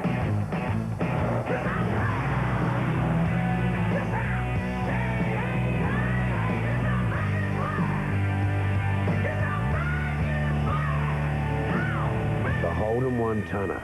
It's back. LaCornia is re-roofing. The bedding department's a schmozzle. We've got to clear stock. 2,000 beds must go. Save to 50%. Pillows, $5. Mattresses, 23. Queen beds, $149. Ensembles, $199. Oh, must go. LaCornia. For those of you who missed that last great play, let's have another look. Foul play, that's a yellow card. Excuse me? They are saving. Oh, big mistake from Mum there. Yes, Ted, and little did she know that they've set up a 3-month term deposit. Conditions apply. With a return rate of 4.5% per annum. Do you want a red ball? And they have definite right of play. And that's game! See, the bag could score more with your savings. Baby girl, where you at? On that hot new alias. You never saw this coming. Sydney will discover what her father did to her as a child. What 2 words will she have for him? Alias Monday. Police had a taste of mad cow's disease when they tried to catch a runaway steer at Ottaway this morning. The steer had escaped from a paddock and kept them at bay for more than 2 hours. Its owner was knocked to the ground as the beast charged in his direction. The early morning drama entertained locals who say it's a regular event. The standoff ended when the steer reluctantly returned to its paddock. Police advised the owner to tighten security. Arnold Schwarzenegger has received some high-profile support for his campaign to become Governor of California. President George W. Bush says the Terminator has what it takes, but others aren't so sure. Just day 2 of his campaign, and already many Californians are saying Arnie clearly has the brawn. What about the brain? He claims to have the answers to California's budget crisis, but he's not sharing them. I will have to get into that. I mean, because well, I don't want to get into that right now. He's not ready for prime time, and California doesn't need an on-the-job training program for the executive of the 5th largest economy in the world. Then there was this curious moment. Say again? Are you going to make your tax returns for the past several years available to the press? I didn't hear you. There were no audio problems. It was a trick used by another movie star turned politician, Ronald Reagan, who pretended not to hear questions. But compared to many of his fellow candidates, vote for me. Arnie looks credible, and today he received the endorsement of the country's most popular and powerful politician. I will never arm wrestle Arnold Schwarzenegger. In Los Angeles, Mike A. Moore, 7 News. Yeah, you'd want George in your corner, wouldn't you? Britain's heatwave is producing some balmy behaviour. Perhaps the weirdest example is the character attempting to walk naked from one end of the country to the other. And Steve Goff's brush with nature is leaving him exposed to more than just sunburn. Arrested 8 times, beaten up and broke, the naked crusader is cracking on with his cross-country mission to bare his body in the name of nature and the right to go nude. I think this is a really important issue. It's about ourselves as human beings. You know, are we indecent, obscene, offensive? You know, because our body's part of us, for heaven's sake. The former truck driver was sacked. Police sent him to an asylum. Steve Goff says that on the whole, he's well received. And generally, people are very British about it. I've had people that are really impressed by what I'm doing and buy me food, give me money, because at one time I had no money. You know, they walk with me and chat with me and pat me on the back and say, yeah, you know, I wish I could do the same. He's advertised on the internet, but so far no one's willing to risk blisters, sunburn and nettle stings to join the father of 2 in his dare to go bare. In London, Tim Verstegen, 7 News. And Bruce Joyces, I've just noticed he's gone out in sympathy with him. Get some clothes on, will you, please? I tell you what, great win by the Crows today. Well, they've done what no other team has been able to do this year and got themselves almost certainly a top 4 spot at the moment. Looking so far. good. After the break, we'll show you how the West was won as Wayne Carey and friends became the first interstate team to win at Subiaco Oval this season. And a local hero leads the South Australian rally, but some were just happy to finish the first leg. Close your eyes. Under hypnosis, he sees a murder. Now, everyone he loves could be next. Is it true? If you thought The Sixth Sense was special, the premiere Stir of Echoes will leave you breathless Sunday.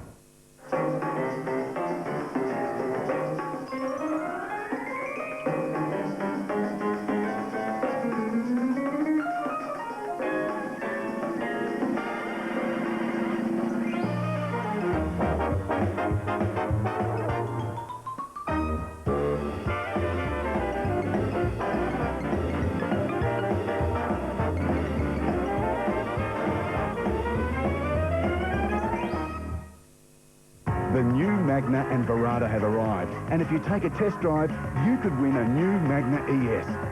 So see your Mitsubishi Diamond dealer now.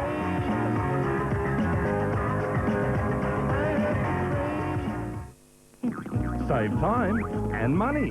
Go straight to Bunnings Warehouse for the lowest prices every day. 6x8 foot polytharp, $3.38. 4-way power boards, 2 for $5. Black & Decker hedge trimmer, $49.95. Big 10-litre wattle sealing white, $69. Foldable workbench, only $15. And 12-rail clothes error, $4.95. We won't be beaten on price.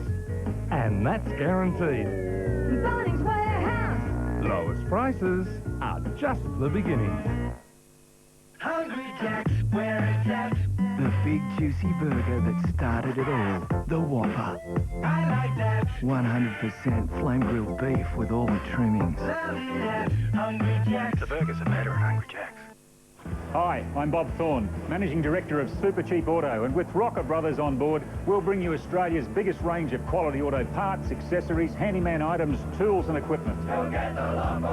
Yep, that's right, with savings like 5 litres of Castrol GTX engine oil, only $9.99, save $5. A rechargeable spotlight, only $9.99, save $15. And this hand trolley for just $19, save $17.99. Super Cheap Auto.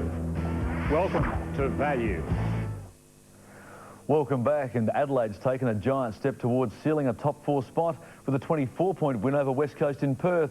Wayne Carey, Graham Johncock and Ronnie Burns stretched the Eagles' defence. Carey gave the Crows a scare late in the match when he reopened the cut on his knee, but he should be okay to play next week. Adelaide's the first interstate team to win at Subiaco Oval this year. Skipworth replaced Bode, Shirley shadowed Judd, and Carey and Jakovic caught up on old times. The King was involved in everything and created space for Johncock and Burns. The Crows dominated the first 15 minutes but wasted several chances. West Coast lifted its intensity and Matera emerged as a threat. The Eagles grabbed the lead briefly, but Carey inspired a late surge, and at quarter time Adelaide led by 3 goals. Matera continued to prove elusive. Jakovic quelled Carey's influence, and midway through the second the Crows looked in trouble, but they won a couple of vital centre clearances, and Johncock and Burns did the rest. Under enormous pressure. Well done, Ronnie. Forced him off the ball, looked up, left forward, open, goal square, goal! The Crows kicked the last 4 goals at the half to lead by 29. Carey shook off Jakovic, and Johncock shook off everyone else. He can get away from Sirakoski, just burns him off at speed, runs to 20 metres out, goal! That is an absolute beauty! By three-quarter time, Adelaide led by 42. Carey gave the Crows a scare late when he reopened the cut on his knee, but should be okay to play next week. That was the only pain Adelaide suffered at the feared House of Pain. Paul Childs, 7 News. And Brisbane has emerged from its mid-season slump. The Lions reminded all their rivals for the flag that they're still a team to beat with a 39-point win over Collingwood at the MCG.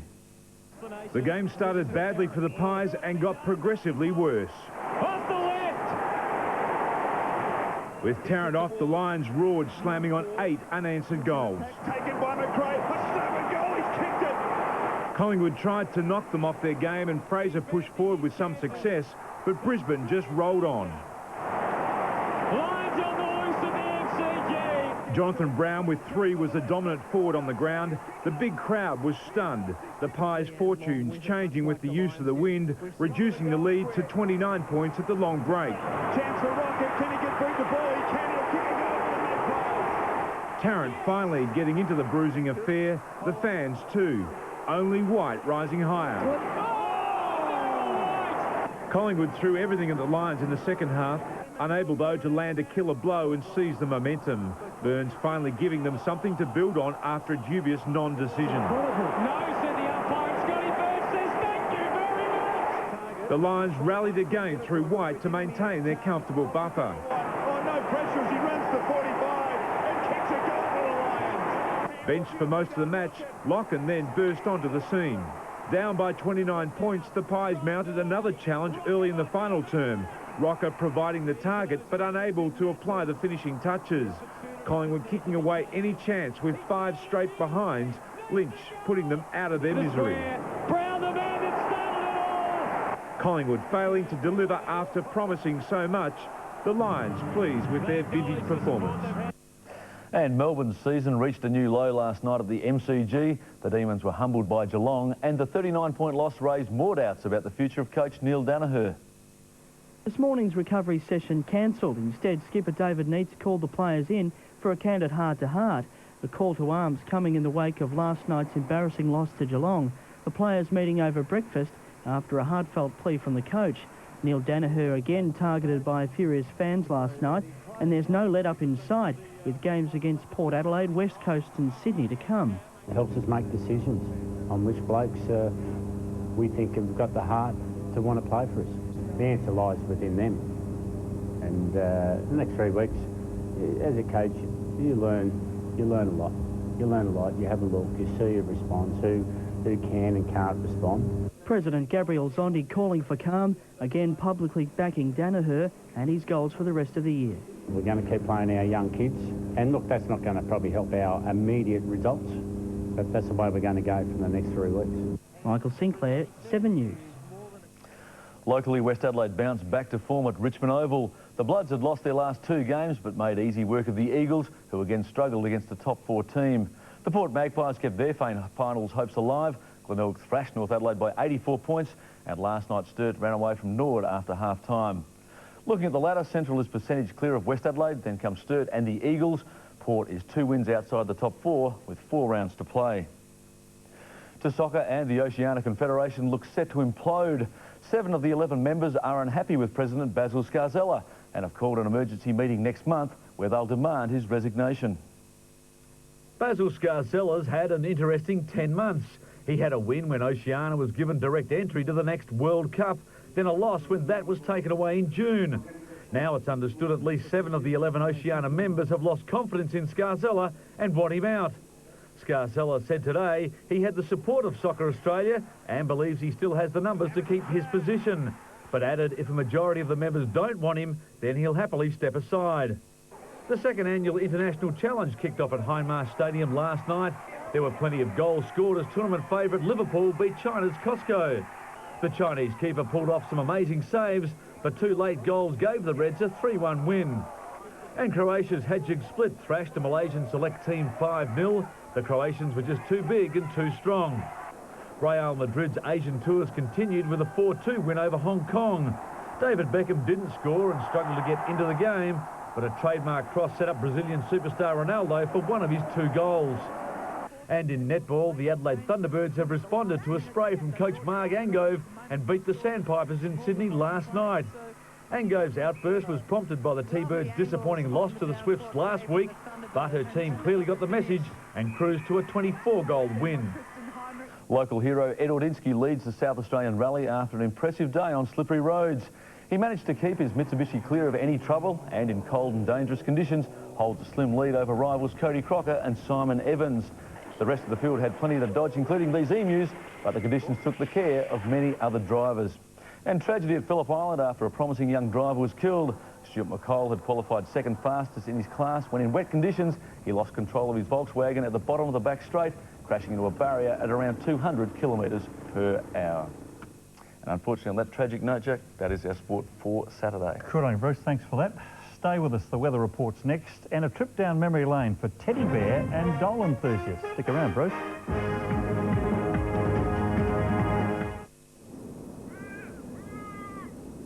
So long, mate.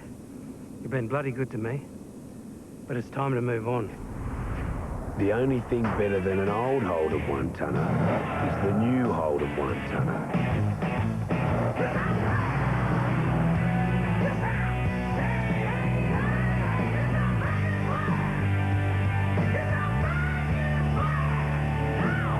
The Holden 1-tonner. It's back. Famous Victorian factory warehouse, dump stock. I call you take the lot. Over $330,000 of dining suites. Save 40% or more. No exception. And interest free, no deposit. On now, look on you. Look on you. When your hair shines, you want to set it free. Palmolive Natural Shampoo and Conditioner leaves hair 5 times stronger and 3 times smoother. New Palmolive Naturals, the hair that shines with life. A lot of people don't know about the PBS, the Pharmaceutical Benefit Scheme. It's a great scheme which is run by the Commonwealth Government to subsidise the cost of PBS prescription medicines. It varies from script to script, but overall, for every $1 that people pay for subsidised medicines, the government puts in $5. In the last 4 years, the cost of the PBS has risen over 60%. So we're asking everyone to help. Talk to your doctor regularly about the medicines you're taking. And of course, try and live a healthy lifestyle. Eat well and exercise regularly. Over the coming weeks, I'll be explaining some other ways we can help minimise waste and ensure that PBS prescription medicines remain as affordable as possible.